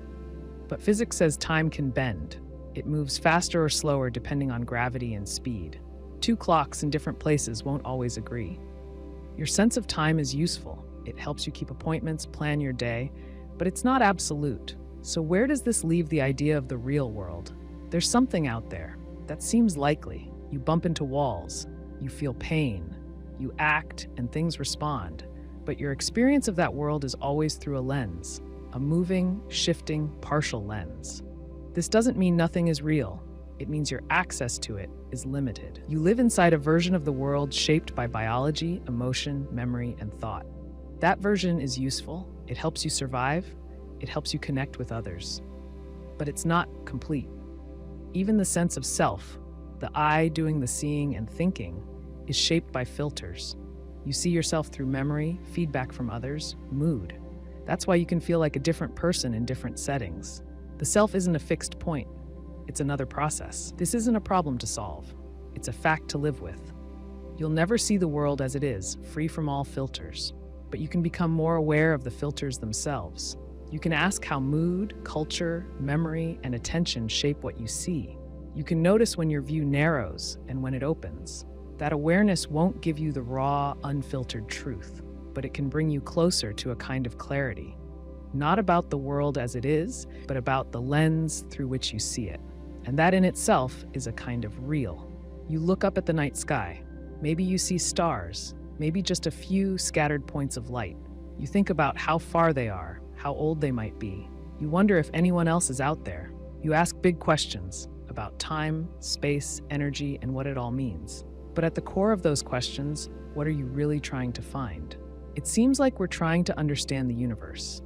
That's what science does. It measures, tests, predicts. We learn about gravity, light, atoms, galaxies. We build telescopes to look farther.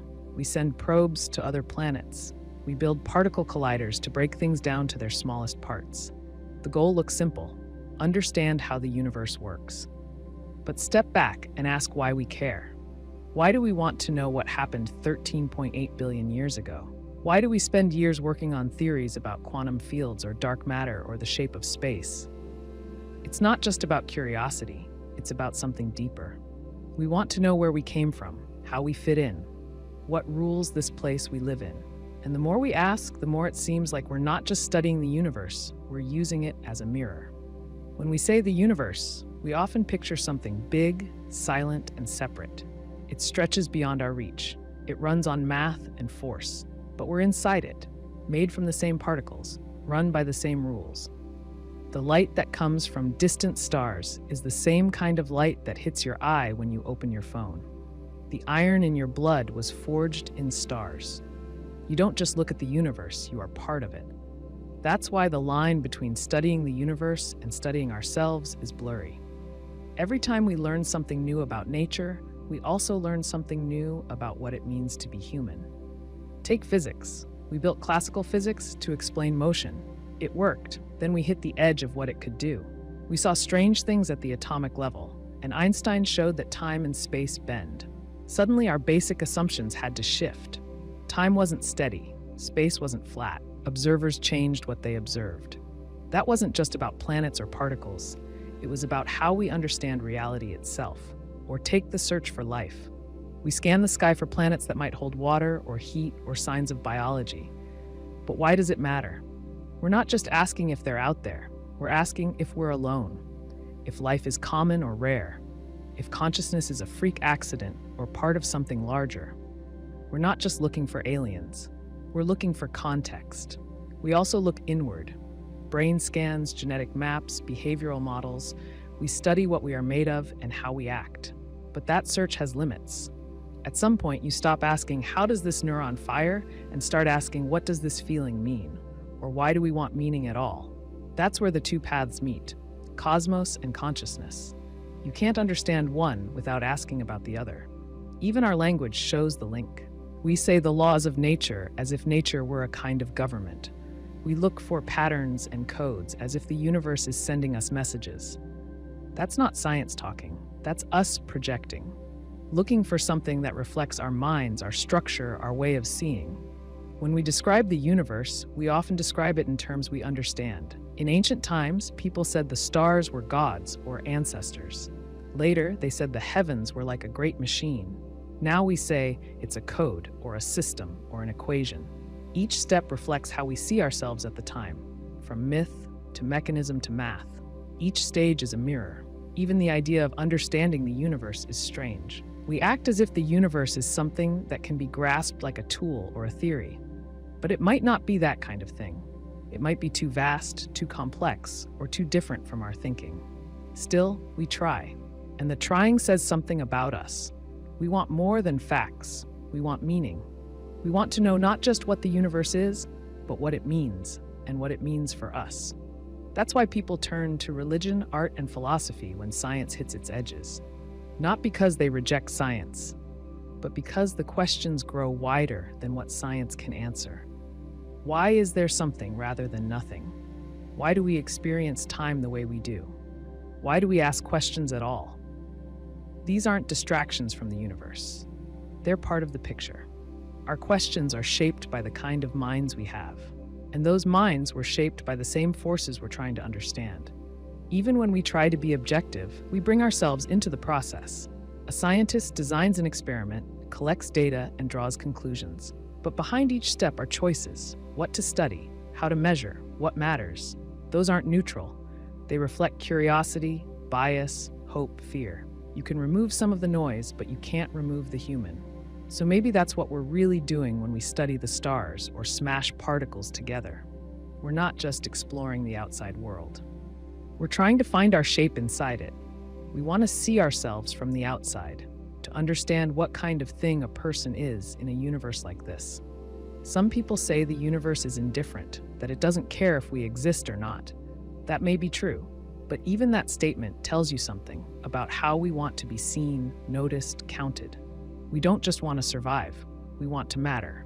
That's why we search. That's why we ask. Because in the vast, cold silence of space, a mind appeared that could wonder. A mind that could look up and ask what it's made of. A mind that could build tools, make art, form love, and still say, I don't understand, but I want to. The universe doesn't explain itself, but we try to explain it. And in doing that, we hold a mirror to our own nature. Every answer is part of a larger question. Every discovery is also a reflection. We're not just trying to understand what's out there. We're trying to understand who we are in a world like this, built from the same stuff, thinking, searching, reaching for something that may never come, but still feels worth chasing.